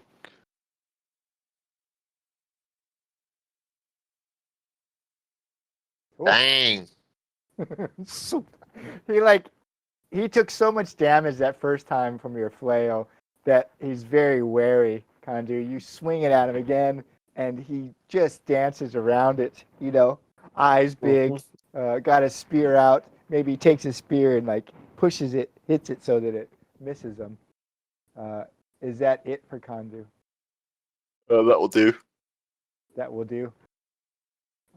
And they attack you, somewhat ogre. Mm-hmm. Somewhat expected.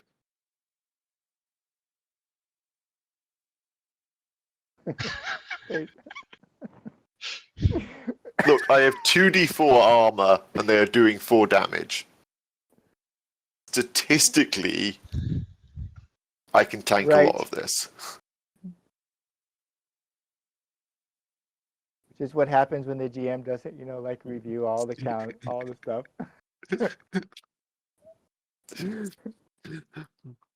I will say, though, I am getting very lucky.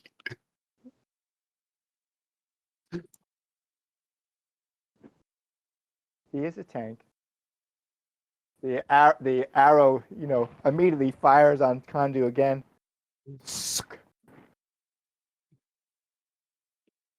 Oh.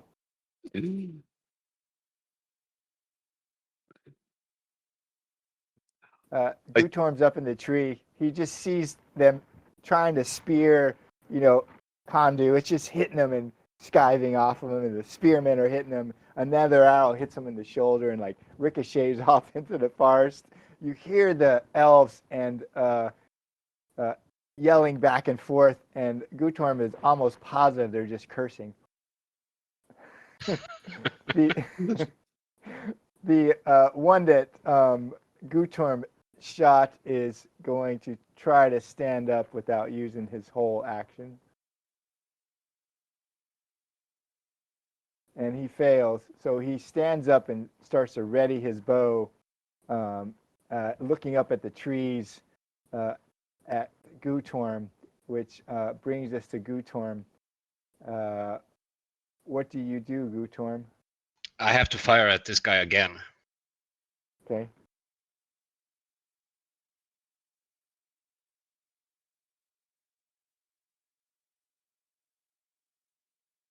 Oh. That's too Yeah, bad. that one just goes off into space. Being too confident now. Yeah, I think Kondu is moving a lot. He's, making sounds that a somewhat ogre would make in the middle of a battle, and Gutorm is feeling really good, proud of himself up in that tree. And the arrow goes right by Kondu's head. off into space. Completely misses the elf altogether. It's the only attack that Kondu has so far witnessed from Gutorm. What does Kondu do? I think Kandu just assumed he's being shot at by another elf. So I'm going to try and balance the playing field a little bit more and bonk the other one. See if I can actually hurt him instead. Okay.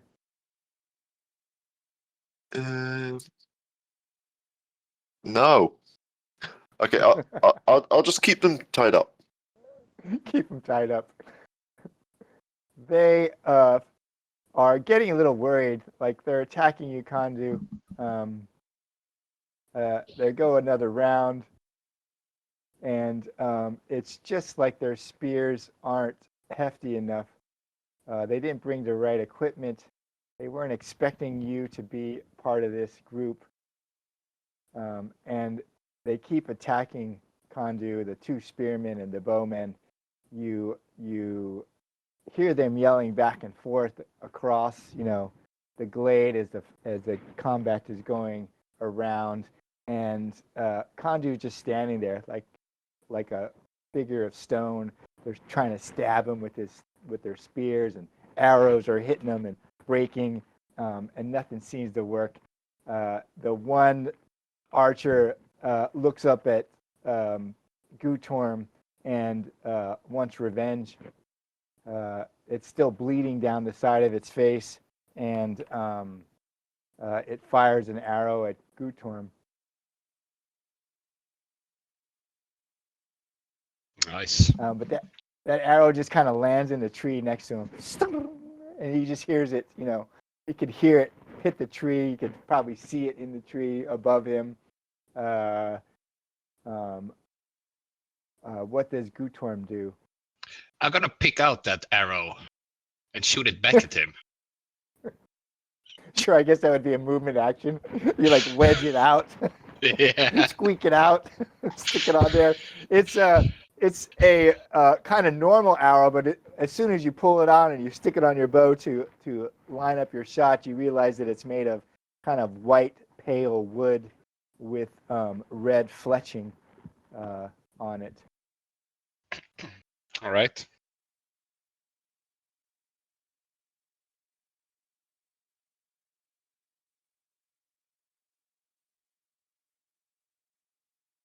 Yeah, you shoot your arrow back at him. You see it hit him right below, in the middle of the abdomen. Just kind of sticks in him and sits there. And you see him grab it, but it's still stuck inside. And you see his bow arm kind of drop, but he doesn't go down completely. Gutorm. He doesn't look up at you though. You see him kind of hold over partway. And he turns, Gutorm. As soon as you shoot him, his bow, he drops his bow, and you see him turn to begin to retreat. You hear a whistle go around the party. As you look about, Gutorm, up in your tree, you realize there's fighting everywhere for Rama and Adele and Lazarus and Lascar. There's a couple dead elves, but they're all over the place. And you hear this whistle start to circle the company as we go to Kondu. I am not, but consistent. And I'm going to switch back to you, ignoring consistency. There we go. Nice. I will take one of you out. He couldn't avoid that one. He sees you switch over, and maybe if you were looking at his face, you could see a little bit of relief, a little bit of the strain drop away from him, and he realizes Kondu is now focused on his kin. Anyone who's living would do that against a foe like Kondu. But then you turn back to him, and you could just see his eyes widen a little bit as your flail comes crashing down on him and crushes down through part of his head and drops him on the ground. Does Kandu do anything else? Nope. I don't have other actions. It's Okay. The elves of the red hand are going to flee. I They're will take a free attack right. at the one that tries to run. You can take your free attack at the one that tries to run.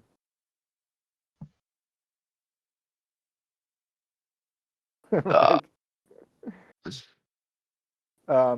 You just get him a little bit. You know, you hit the one elf, and then you see the other one break to run, and you probably bring up your backhand to try to flick the flail out and hit him, and it just barely gets him on the back, just a little bit. You can feel you hit a little bit of flesh, a little bit of purchase, but not enough to even really take him off his feet or make him stumble, and they just kind of melt back into the woods. Gutorm is up in the tree, and he looks about and he realizes that all the elves just kind of melt back into the forest. They turn and run, and the sounds of them moving into the forest dissipate pretty fast. Like they're pretty quiet, pretty silent. They're including the one that Kandu killed. There's maybe 2 other elves have died during the battle. The company itself has fared pretty darn well. Like Kandu, they didn't really take too much damage. Kandu fared the best, the mountain that he is. Gutorm, you're up in the tree as you see all this happening. What do you do, or what do you think?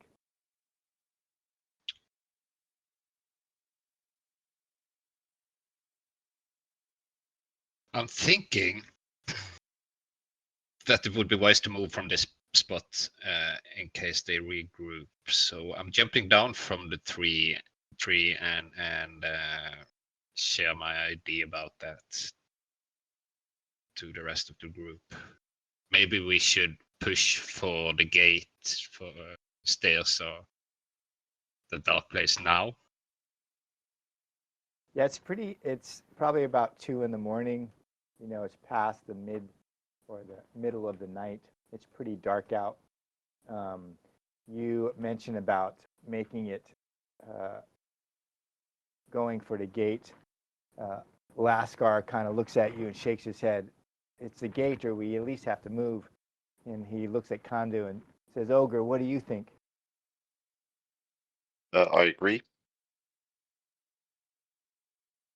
It's better to make progress now than. Okay. So we've Kandu, been woken up at least, so. We're already awake. Kandu, You never know. They can come back with stronger weapons, and that would be a problem. Sure. The elves, there are 3 bows and probably a number of arrows. They're all kind of routine gear like Gutorm. They're wearing leather armor or woven silk, really. And there's 2 spears, but they don't really have much of value on them for the party. And so Yeah, but would the leather armor fit me? The silk, it probably would. What do you wear now? Oh, no armor. Nothing. Yeah. I have nothing.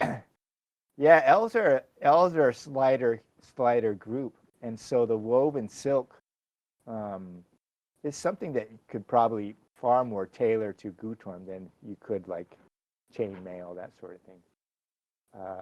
I can drop the woven silk on him.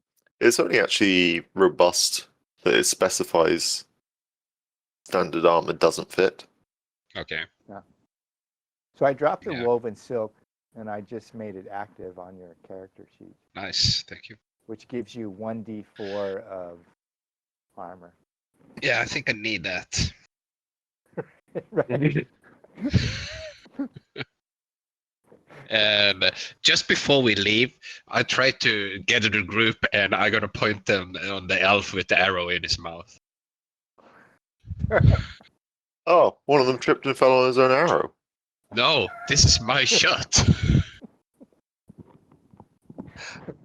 No, I only saw you like nearly hit me. No, this was before you woke up. Yeah, Lascar looks down and he kind of flicks the fletching and he goes, "Yeah. Unfortunately, Kondu, that is Gutorm's arrow. Look at the fletching. It's a little bit off, but it is his." There you see, Kandu. Oh. One of them tripped and fell on an arrow you missed with. Yeah, I mean, I could bring the head with the arrow, like put it on the side like a trophy. It's almost the same size as you, the head of the trophy. It's an elf head. It's not not an ogre skull. I'm taking a last look at that first shot, and I'm like, yeah, it's time to leave.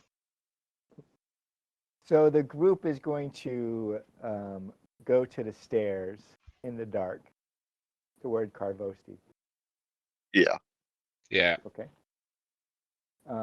You.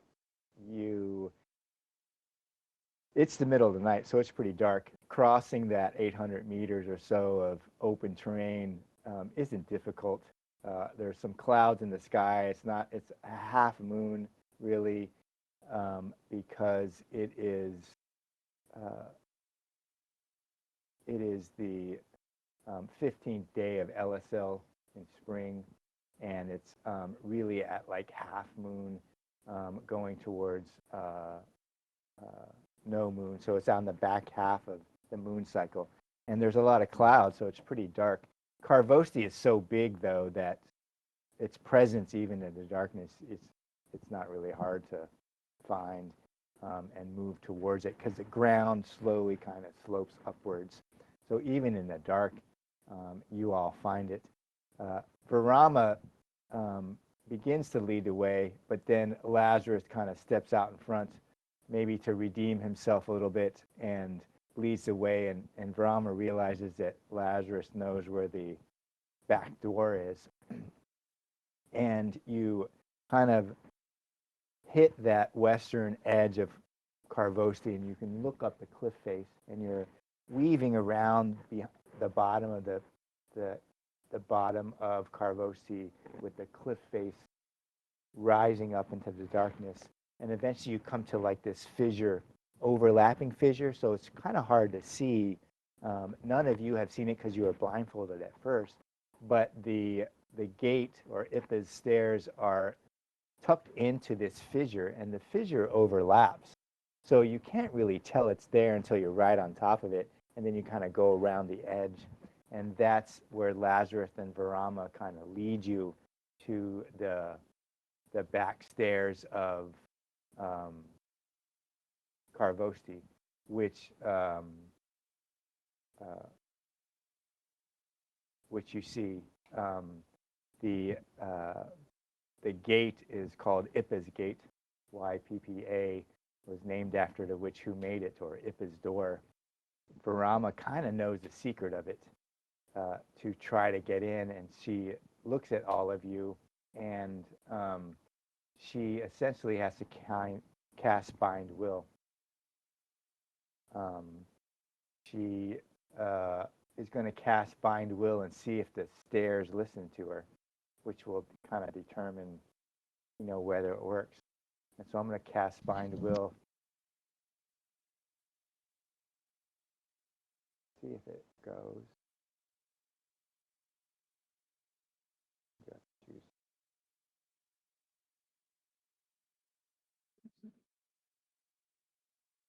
Bend Will, my fault.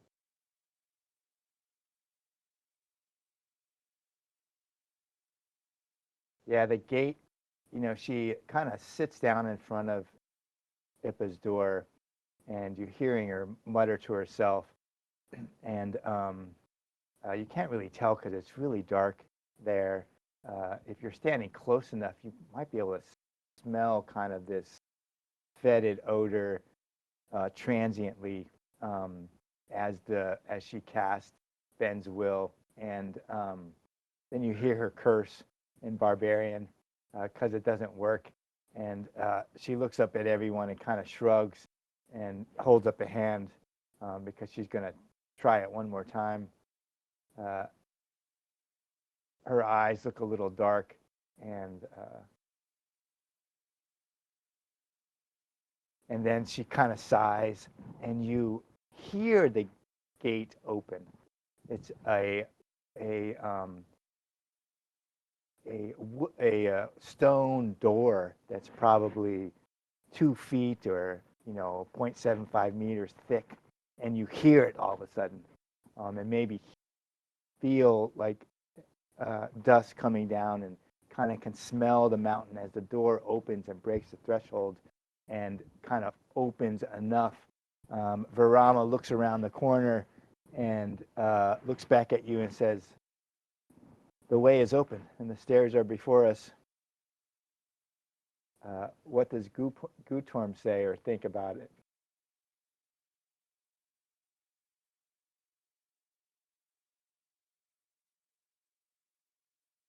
Gutorm, he just walks in. Yeah, Let's go you can home. see in the dark. Yeah. Right? Yeah. Okay. So yeah, let's go home. Gutorm, you like skip around her, like you're probably right on her tail as she's going up there, and you sneak around her while she's looking back at everyone, and you can see the stairs go up, carved in stone. They kind of switch back. It goes up into the space way above you. You can kind of see some overhangs, but you eventually lose sight of it in the darkness. Kandu, do you say anything as you enter the dark?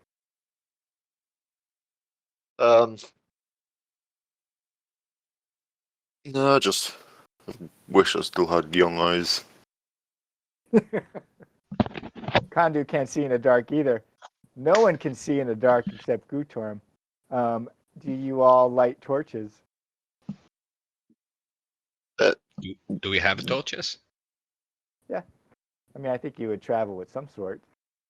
You have light for a little while. In which case, yes. Okay. Varama's up in front. You start hearing her sing this kind of low song.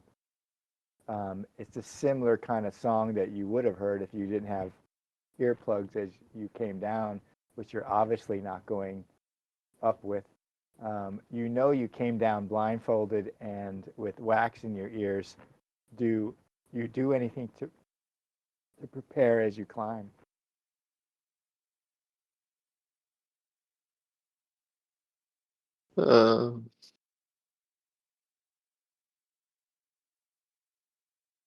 Do I know what this song is?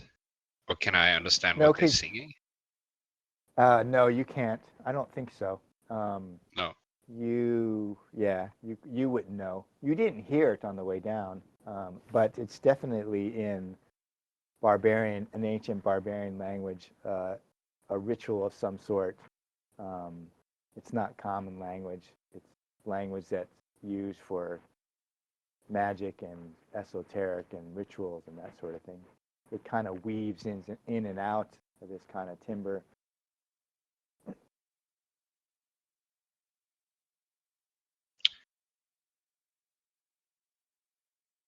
I'm gonna stop and I'm gonna listen to the song for a while. And I'm gonna think, should I hear this or not?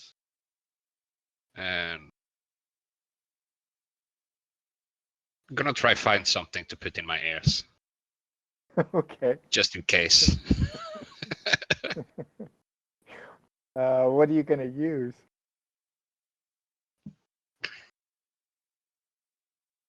Do I have some dirt somewhere? I don't know. No, it's pretty dry. It's not wet. There's like no mud. No moss, not anything in there. No. Okay, I'm gonna use my fingers. Okay, you like stick your fingers in as you're walking up the stairs. Yeah. All right. How about Kandu? Let's see what the bad consequences are. Kandu is Not gonna be cautious or safe. Okay. So you enter through Ippa's door, and as soon as you get up probably 10 meters, you start to climb these stone steps that are very uneven, like they're hewn into the rock itself, but they weren't made by, engineers or people. Like they're uneven, different sizes, different widths. Some are wide, some are really narrow. You hear the door as you're up above it close. You have your torches out, but the darkness around you like just presses in and almost tries to like snuff out the torch. There's no breeze, but you see the torch waver a little bit. And Varama looks back as she sees the light kind of flicker, and you hear kind of strain in her voice as she tries to sing louder. And the darkness gets pushed back a little bit. That you, Gutorm, make a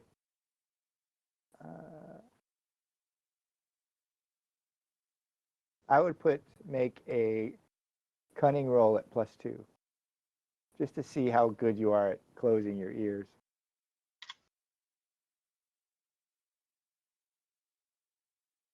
Right. Gutorm has his fingers in his ears. Maybe he's stumbling up the steps because he's trying to keep both his fingers in his ears, and they're just not staying really well. Kondu's just walking up the stairs like it's, looking into the darkness. He's just wants to see what's happening. And you just hear almost like whispering in this opaque, heavy blackness. Or maybe it's the wind that's moving your hair and tickling your nose, but you don't see the flame move unless the darkness comes in. It smells like rock and dirt and decay. You're under the mountain, like death in the bones of Karvosti. You come to a landing, and that darkness is just really thick. And I need both of you to make a resolute check. Whoa. Oh. Oh, wow. Oh, no right. way. I have no idea You're why up. that rolled a d6. I rolled a d6. Oh. That was for me. That was my roll. I don't. Oh, it rolled a d6 because I accidentally was clicked on your character. You get to this landing, and you're going to start back up. Varama starts up. Her song wavers a little bit, and the darkness kind of intrudes, and you feel it, like this cold feeling hits the tip of your fingers and your toes. But then you start going up the stairs again and shake it off. It doesn't really. You don't really feel it. It doesn't feel anything concerning to you at the moment. Gutorm actually feels practically nothing. He still has his fingers in his ears. Yeah. Right. He's still trying to keep his fingers in his ears, and maybe he like jams them in there really well.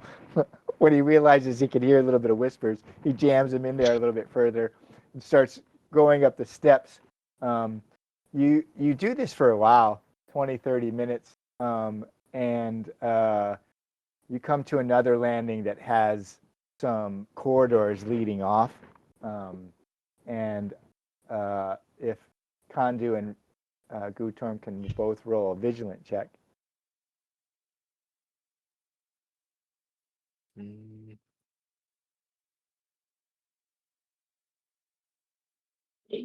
It's fine. Everything's fine. Kondu's just looking up the stairs. Varama's starting to maybe take the first couple steps up to the next landing. The stairs are small and short, and Kondu's got to probably watch where he's moving, even in the torchlight. Gutorm looks down these corridors and realizes there's some sort of webbing is covering them, or in parts of them. You could just barely see it kind of scintillating in the darkness through the torchlight. What does Gutorm do?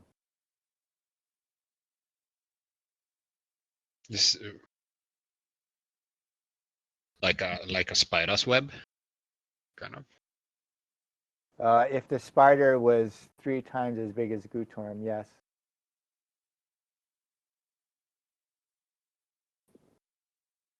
I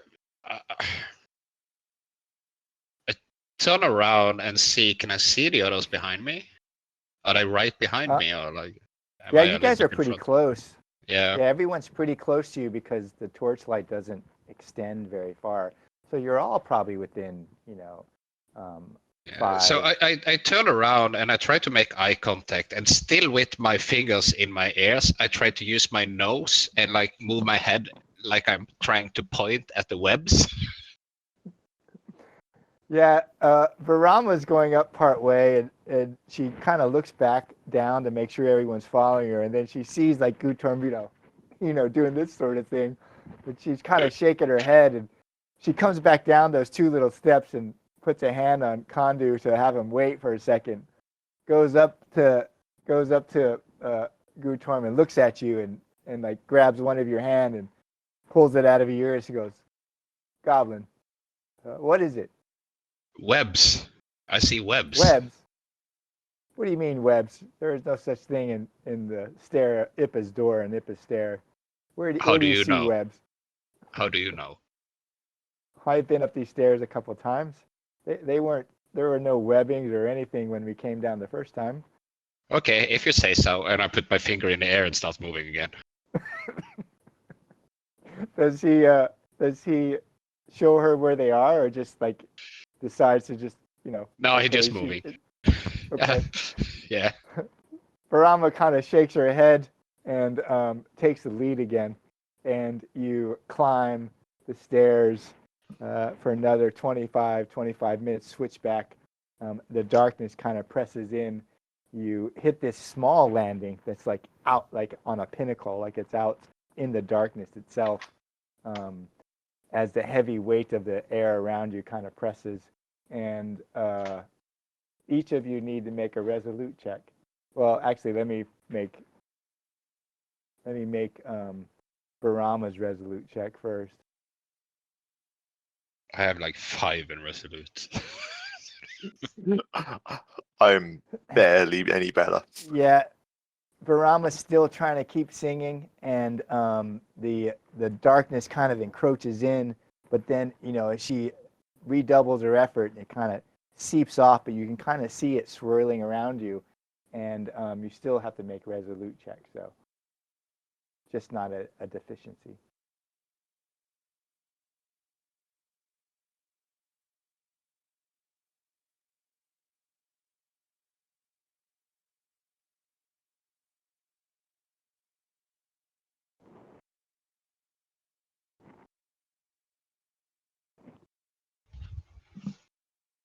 Con, do you make your resolute check?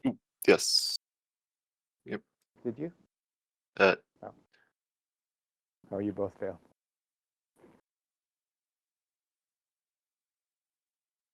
Oh. So you're at this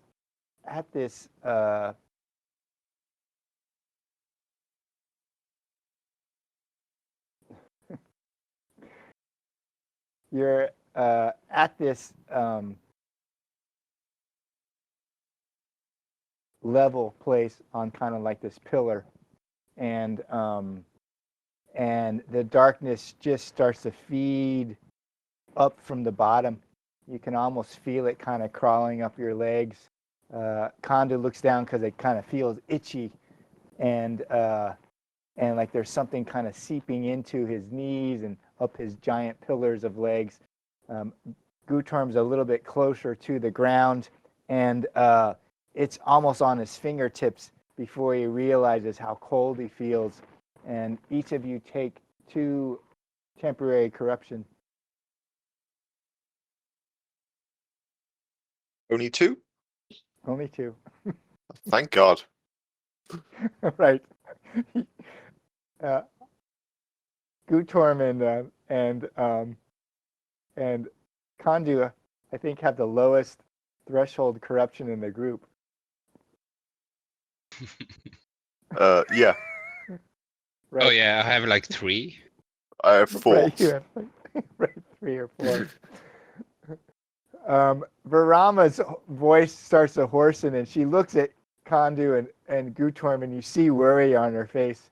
Laskar and Lazarus and the elf, well, everyone except for the elf, you can see that they have like little filigree of black around them. And Varama's voice is getting hoarser and hoarser, and you can see worry in her eyes because when you came down the first time, each of you had your own chaperone who sang for you, whereas Varama's trying to sing for the whole group. And so keeping Karvosti at bay is taxing her. And Gutorm has his ears plugged, but Kondu can hear her say between her singing that we must hurry, we must get to the top before one of us turns completely black. And she immediately hits the stairs and starts kind of racing up the stairs. Kondu, what do you do? I pick up Gutorm rugby ball style under the arm and scurrying up the stairs. So you like pick Gutorm up, huh? The smallest and the lightest of them. All right. So with the shortest legs. Gutorm, you don't have to roll for this. Your safety and whatever happens to you is just in Kondu's hands because he just picked you up, and he goes pounding after Varama as they go up the stairs, and the blackness as you start to hear Varama's voice fail, you can almost see the blackness just start to avalanche and fall and cascade on top of you as Kondu goes running up the stairs as fast as he can. Kondu, you pick up Gutorm and are right behind Varama as the whole group starts running up the stairs because they realize that Varama can no longer hold back the mountain. And Gutorm has to make a strong test. Gutorm or... I mean, Kondu has to make a strong test. Yeah. Can I spend a point of XP to re-roll that? Sure. Kondu's running up the steps. He trips a little bit. He all of a sudden sees like the blackness is just sticking to him. He could feel it in his bones, this deep ache in his hips. And he trips a little bit, and then he just gets up and he can see torchlight above him. And he just kind of bounds up that last, 10 meters, 30 feet. Probably even pushes Varama aside to try to get out as he's carrying Gutorm, like a sack. Gutorm is like riding him, and he sees the blackness kind of seeping up Kondu as it's rising up his body, and feels Kondu stumble and then regain his feet and just kind of bound up the steps. What does Gutorm say or think while he's riding on Kondu up the steps and the blackness is trying to take him?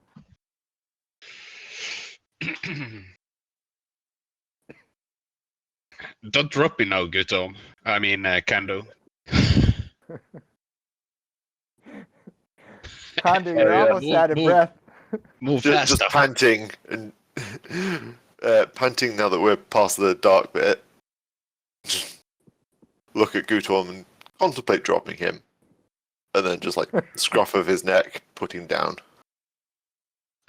Yeah, you put him down on like this. You kind of come out. There's a torch, and Varama's up against leaning up against the wall in like this cold sweat, and she's got her hand up, and she looks exhausted.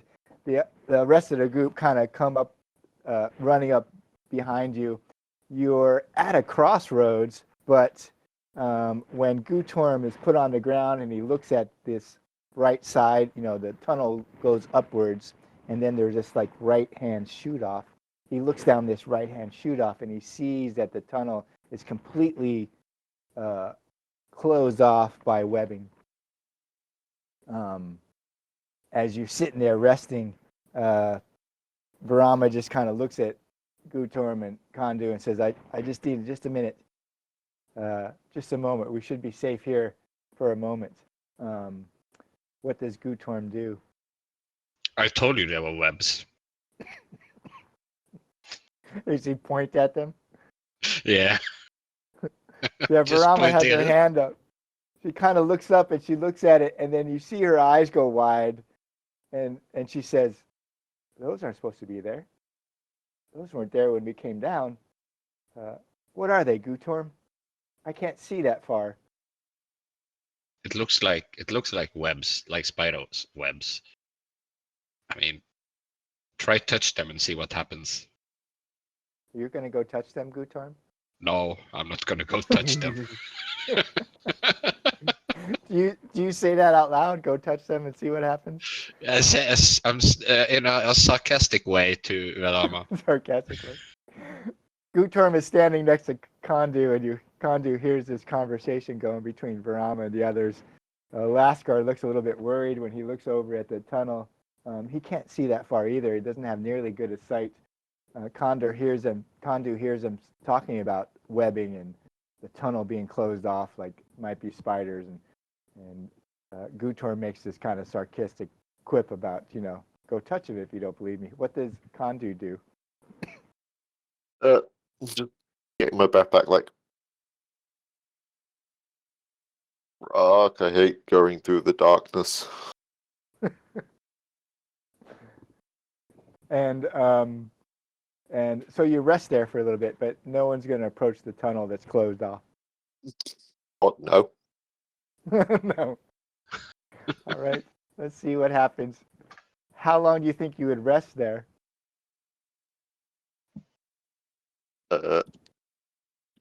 When does Varama have her breath back? It's probably 10 minutes, 15 minutes, give or take. Not too long. She's a little bit worried when Gutorm points out the tunnel, even though she can't see that far. And even through her fatigue, you can see worry when he says that the tunnel is closed off by some sort of giant spider web.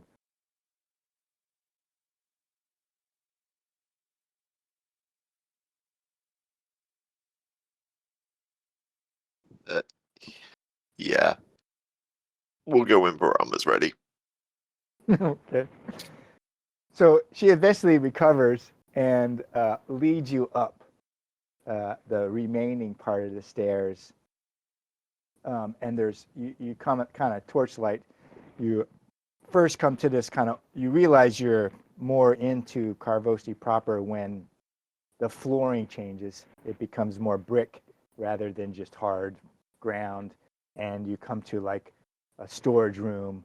And then she starts leading you through these passageways that are kind of carved out of the wall, but they're obviously much more straight as opposed to just being cavern. And you kind of see offshoots to other rooms and occasional torchlight. Varama occasionally calls out into the darkness and wordly looks back when she doesn't really get any answers. And she eventually leads you through the Holdra space, and you meet absolutely no one. You come all the way to the antechamber, which all of you are aware of what looks like, through this kind of maze-like passageway as you're following Varama all over up and going up through the mountain. And you eventually come through the Holdra's kind of main portion of their holdings, and you come to the antechamber and to the door that leads out into Karvosti, and you haven't met anyone.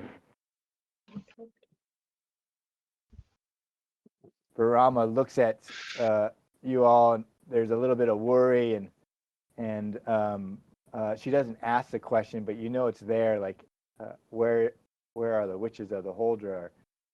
The whole place is quiet, and you've met no one. And the door to Karvosti is, right by the antechamber. Well, what does Gutorm do? The door's closed. Yeah. It's like a marble arch. Yeah. With like a double door, I can walk to the door fine. There's nothing in the way, right? No, like you're just in this marble antechamber with Yeah. sconces. I'm gonna walk over to the door and I'm gonna kick it and I'm gonna say, "It seems locked."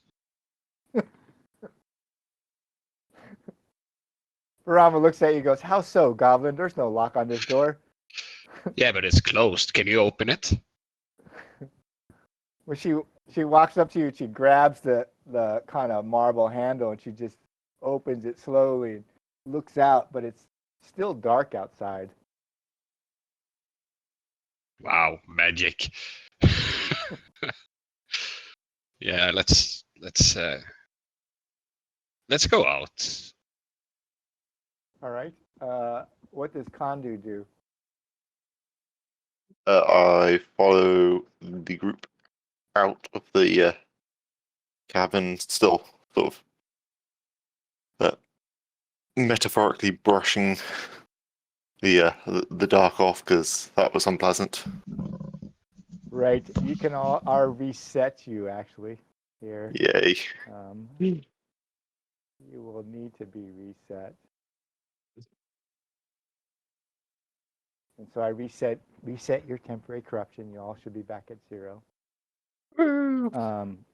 You come out of the doorway leading into the Holdra, and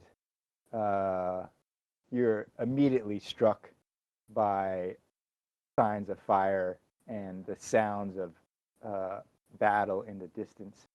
I'm going to put you on the Karvosti map, actually.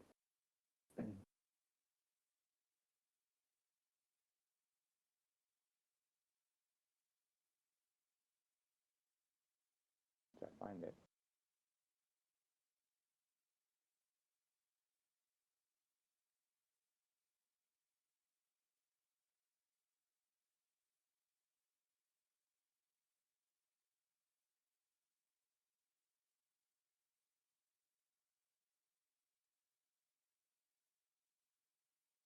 Okay. So you exit the Holdras. Yeah, that's over here. Yeah, it's all the way over there. That's the Holdras terrain. Let me pull out one other icon.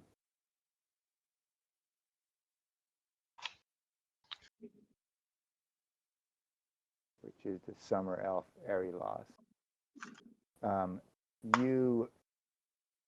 You come out the front doors, or the double doors leading to the Holdras chambers, and you hear distant battle, probably in the area of the gate. You see all around the edges of Karvosti light, like torches on poles, and you also see flaming arrows coming over the edges, like especially near here in the front. The sound of battle is distant, though, towards this front end, although you do see like this tower has light in it and these towers are manned.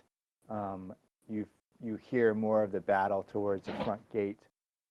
There's no one really around you. You see men in the darkness, in the firelight, marshaling and running, all over the place. But it's mostly towards this front end of Karvosti. Ari Loss comes out and looks up at all the fires and starts probably swearing in Elvish, more than likely. But he's very concerned, and he starts walking towards to an edge over this side, or probably this way, past the edge, to get a view of the front ramparts of Karvosti, which you can't see. What does Kondu do?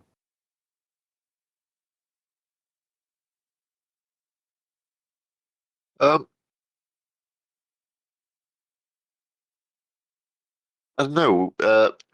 We were trying to get this elf to the chieftain. Right.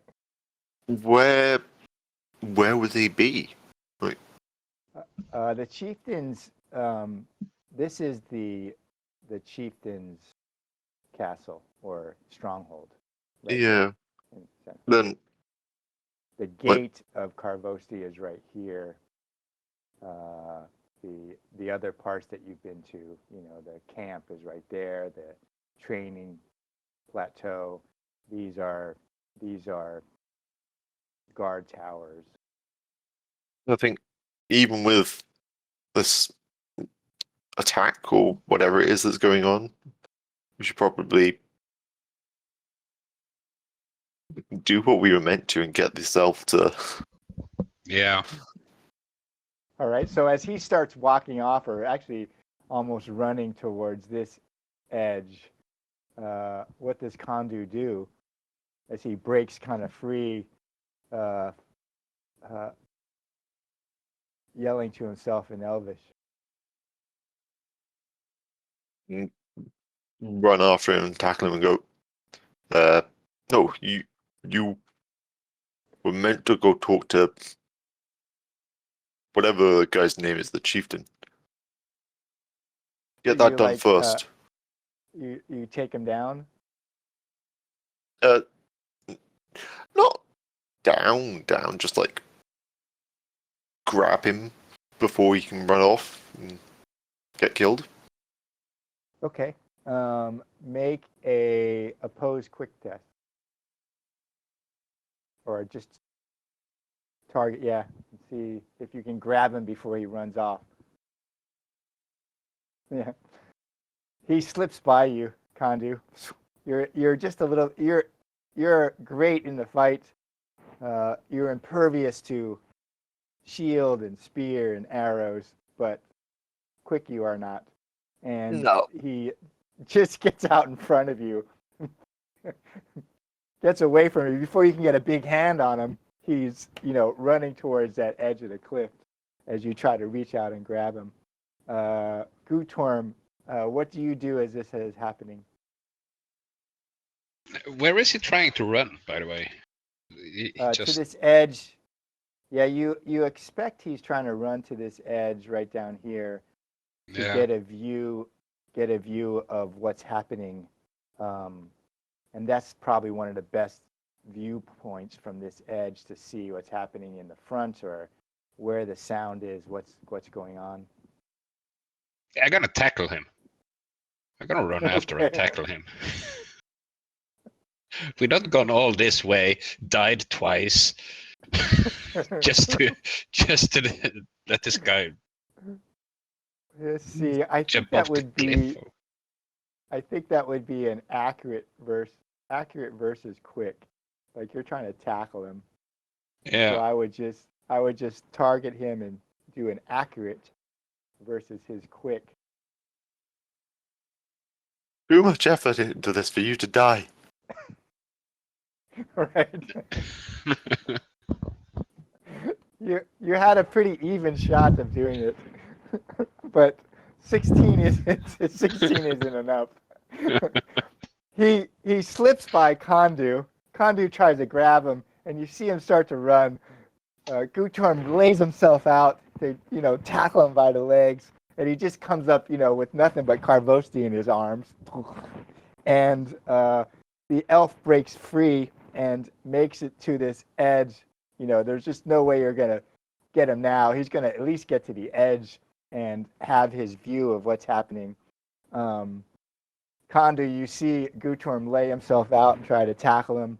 You miss grabbing him, but the elf is determined and far faster than you expected. Ari Las starts running towards the edge. And what does Kondu do? With a growl of bloody twigs, I go after the elf so that someone's around to grab him if he tries to jump off. Right. So you follow him. You're eventually going to catch up to him and be standing next to him as he looks out into the space around Karvosti or the front of the ramp. Gutorm, you're on the ground and probably pick yourself up. What does Gutorm do?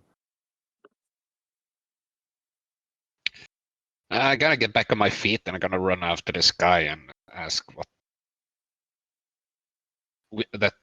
say that we should move to the and talk to the leader here. Yeah, Stronghold. the stronghold. Okay. Yeah. So he makes the edge before you. Obviously, Gutorm goes thundering, after him. But I mean, Kondu goes thundering after him. Gutorm's pretty quick. He tries to tackle him and lands in a slide, on the thing, and then lifts himself up. Kondu goes rumbling past him. Probably little rocks shake around him, and Kondu kind of plods past him, and Gutorm pops up and starts running after. Gutorm probably makes it there a little bit before Kondu as the elf is looking over the edge.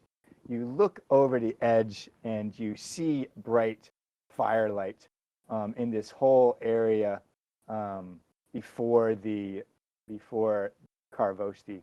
And you see the host of Ambrians backed up to the ramp. Really, you see their tents are on fire. Their once white flags with the yellow sun of Prios are all down, and further out around them is a host of elves, and the host of elves circle around the whole kind of edge of the ramp and have pushed back the Ambrians against the ramp part. Wrathguards are down the ramp and intermingled with them, and so there's barbarians and Ambrians who are in this kind of compressed group at the base of the ramp that are kind of surrounded by this elven host. There's Wrathguards and Ambrians and barbarians that are shooting arrows from the edges of Karvosti, and it's just a terrible mayhem. And you see Arilas's head drop, and he starts muttering to himself in Elvish, and then he looks at Kondu and Gutorm and says, "We must stop this. War cannot come. But the twigs are finally killing the people." Yeah, he looks at you, Kondu, and he shakes your head. "This will do no one no good. The darkness of Davokar will reap the benefits. Blood will seep into the soil, and darkness will rise. Do you wish that to happen?" But how should we stop this? Yeah, there's a word on his mouth, Kondu. He's about to say it, and then it stops. Kondu's probably well aware of what he's going to say, but he doesn't say it. And there's a pause, and he goes, "Will you help me, ogre?" Pandu just sort of groans. It's like, you know what I want to say, but also what I'm gonna say.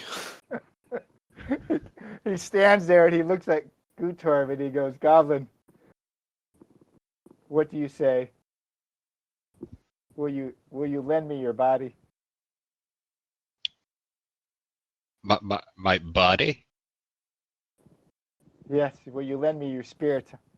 I must draw upon it to do what I can." So what's the downside? He looks at you and he goes, "It may overcome you, Goblin, and then you will be an abomination." Well, I'm looking at Kando and I'm like, Hey, wait. I guess it's for the greater good. Never trust a twig.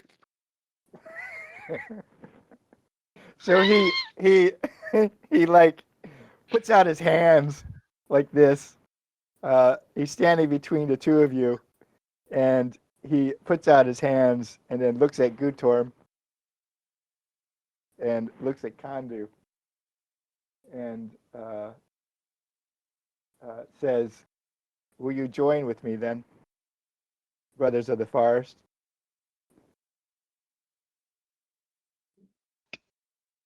I'm looking around me with quite a worried, like this worried look. You've got some noble-ish people with like slightly more resilience to these kind of things.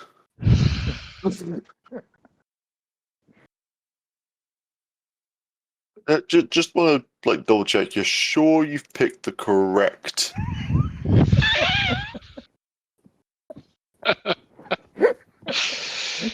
Kondu hesitates a little bit, Gutorm. One of his hands is lower than the others. It's right at you. You see Kondu kind of look at him. He's hesitating. And Arilas looks one last time at Kondu and moves his hand closer, but realizes it's up to the ogre to grab it. And he looks at you, Gutorm, and he is going to give you a few seconds before he does what he does. I'm grabbing his hand. All right, Gutorm, you grab his hand, and it just feels burning hot. I'm conflicted about this. Right. you put your hand in his, and immediately your whole arm feels like it's on fire. And he starts muttering to him, and singing again. And he's looking down at the conflagration that's happening in front of him, and you could feel it in your bones, Gutorm. Kondu, you look over at him. Gutorm's hand is in the Arilas's hand, and you can see they're kind of starting to shimmer a little bit. And Arilas's eyes are glowing, and he's speaking in Elvish, and his one hand is just laying out there, but whatever he's doing, he's going forward without you. Does Kondu just watch, or does he add his hand to Arilas?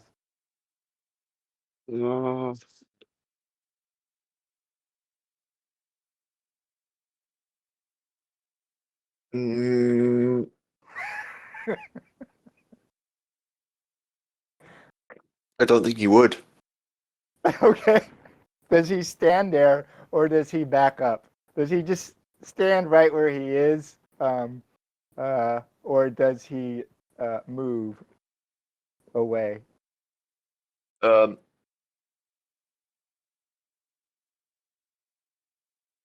I see a way that Kandu can claim he was being responsible. Okay. He'll move behind Guton and Arilas so that in the unfortunate event that they do succumb, he can just push them. Okay. Gutorm, you have no idea what's happening, because all you see is bright light. You feel like you're burning up inside, and Arilas's singing kind of fades, and then you hear his voice in your head, and he says, even though it's in Elvish, you understand what he says, and he says, "Don't worry, brother. This is a great sacrifice. We must abate war, else the darkness in Davokar will wake." And Can I say something?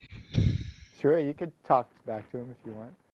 Yeah, just when he says this is a great sacrifice, I'm like, just sacrifice? That's the only thing I say. Nobody said anything about sacrifice. Yeah, you can't really see him. You just hear him. But it's almost like you hear a laugh inside you. Like a calming laugh. Almost like he's smiling down at you, and as if you're telling him a joke necessarily, even though you don't probably feel like it's a joke. And what Arilas is going to cast is a major form of what's called illusionary correction. And what happens as Kondu is watching is Gutorm, and Arilas are kind of covered in this light, and he can almost feel the heat kind of pulsating off of them after a moment, and they go completely still. Neither Arilas or Gutorm are breathing. And then over out in the distance, Kondu can see in the darkness above the fighting and the fire that the sky starts to brighten. And at first, it just looks like an amorphous kind of brightening. He doesn't notice it distinctly because he's probably really watching Gutorm and Arilas as he takes a step backward. And then that brightness gets brighter and brighter and takes on a form that looks like a huge burning glyph in the sky. And as Kondu looks up at it and sees this huge kind of glyph hovering over this conflagron, this glyph in the side, he feels a lull all throughout Karvosti, and at the bottom, he actually hears the fighting taper off and the sound of metal on metal and screams and bowstrings all kind of stop. And from his viewpoint, he can't really see it. Gutorm obviously can't see it because he's not really present there. But the host of elves break off. The host of the elves break off from the main group, and you see them kind of recede. If Kondu steps forward, the elven host breaks off, and all of a sudden there's a space between them and the Ambrians, barbarians that are pushed up against the ramp. And you see that space widen and widen more, and then the elven host just kind of leaves. The Ambrians and Wrathguards, they don't give chase. You see a number of them just kind of fall down to their knees. They were almost breached towards the ramparts, but this overwhelming elven host just kind of just fades back in, goes past that kind of 800 meters of open space and melts back into the forest. Arilas has to cast the spell and see what happens. He's going to take a fair amount of corruption, and he's going to draw from Gutorm, who's linked to him, and because he needs to draw energy from Gutorm. And so both Gutorm and him are going to suffer this corruption at the same time. It's a good thing your temporary reset. Right. He is going to make a resolute check, and the resolute check that Arilas makes will kind of determine on what what dice you roll for corruption. So let me make his resolute check. Oh, terrible.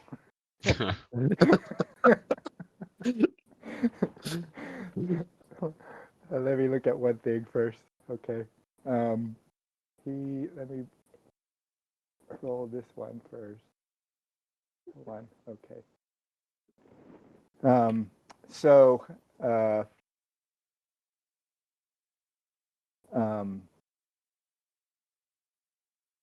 Gutorm, the brightness around you starts to darken. It gets moth-eating.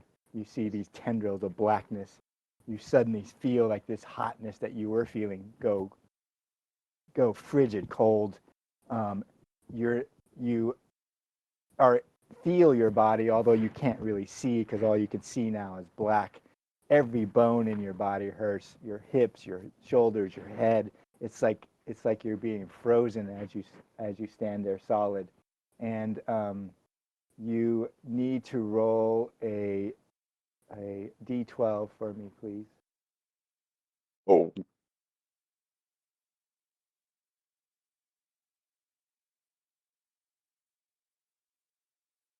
6. That's not a bad roll.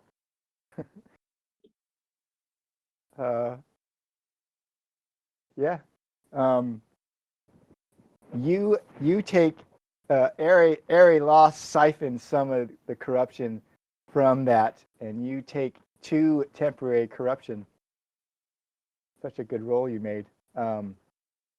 And you feel like that corruption, the blackness, the coldness, as your eyes start to focus, gets siphoned off towards Airy Loss. Airy Loss is standing there and takes corruption with you.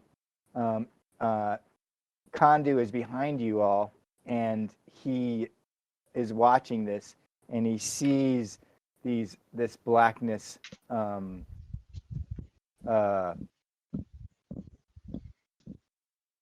form on both Gutorm and Airy Loss as they're stock still. Airy Loss drops Gutorm's hand, and Gutorm's eyes are going to clear, and you see black kind of crawl up Airy Loss's head, around the top of his head and up his arms, and when he breathes, you kind of see this kind of black cloud kind of come out, or black breath, and he kind of shakes a little bit, weaves on his feet. What does Kondu do? I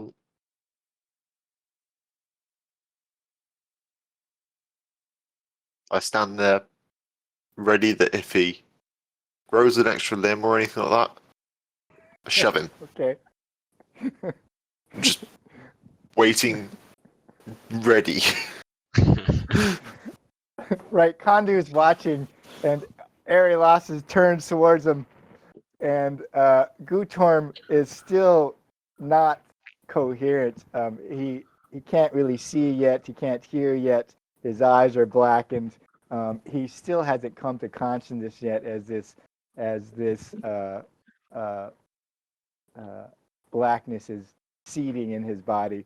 But he knows he's going to survive. Somehow it's not nearly as bad as it could have been. Both him and Airy Loss could have been turned into abominations outright. But the strength of the two of them were able to manage the spell. And Airy Loss looks at you because he's now coherent. He's got black around his eyes, and he looks at you and he goes, "What would your troll brothers think?" That I looked after myself. Yes, that is your nation. Now, I guess I should find the chieftain. And he kind of collapses on his knees. What does Kondu do?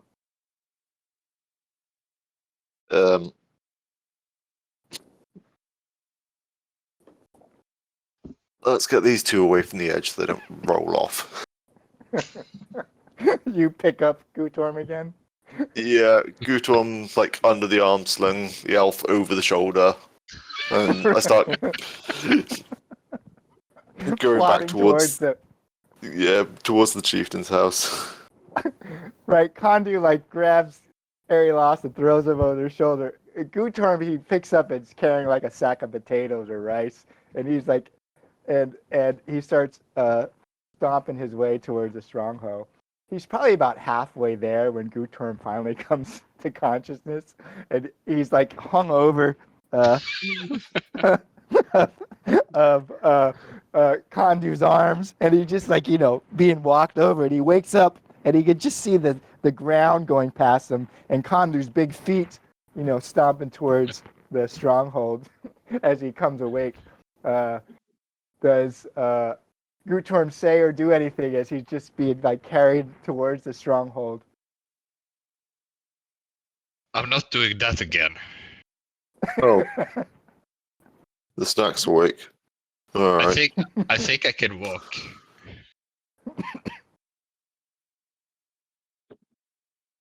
Kondu? Kondu, Can you hear me? I think down? I can walk. Yep. Kondu lets him drop. You just drop him. You just like He said he can walk. Gutorm, do you land on your feet or you just sprawl? No, I don't land on my feet. Damn ogres. Standing up, rubbing off the dust and dirt, and like looking a little Kandu, bit do you keep angry on Kandu and not saying anything, and just start walking after them. Yeah. All right. Well, we will end it there as Kandu plods Arilos towards the stronghold. Arilos doesn't care to be. He doesn't mind to be carried. Like he's sapped out. Kandu can kind of smell the darkness on him, and Gutorm sprawls out and then gets up and then follows Kandu towards the stronghold. And we're end it there for today. Yeah. Hopefully you guys had fun. I had a lot of fun. Yeah. Yeah. It was fun. I did. I feel the session had some comic reliefs. But that's fun. I like that. Yeah, it was a pretty fun. It's you have to make some adjustments when there's two, but I thought it was a really fun session. You guys moving forward, and it was a much combat wasn't necessary, but combat with Kandu was pretty funny. I thought Gutorm's single shot was fantastic. Yeah, that was being fun. up in the tree. I really liked the way you guys RP'd Just sections of it. Yeah, it's the I am not good at this, but I have to try. Yeah, Just like, Kandu was hilarious with the black cloaks. I thought that was just so much funny. sorry, I'm gonna run away. I know I normally sit around and chat for a little bit, but it's 20 past midnight and I have work in the morning. Yeah, So- the XP is a 10 flat for every session. Yeah, you see. Yeah, I think it was 10, right? Or was it 5? I don't remember. I'll look it up and I'll post it in the thing. Yeah. Yeah. I But shall. have a great week. You Yes, too. you too. Good right. night. All right. All right, Bye-bye. had a lot of fun. Yes, getting ready for the mountain tomorrow, so better get some sleep. Yeah, you too. Thanks for playing. I had a lot of fun. Yeah, it was a fun session. I really enjoyed it. So Yeah. see you next time. All right, see you. Bye. Bye.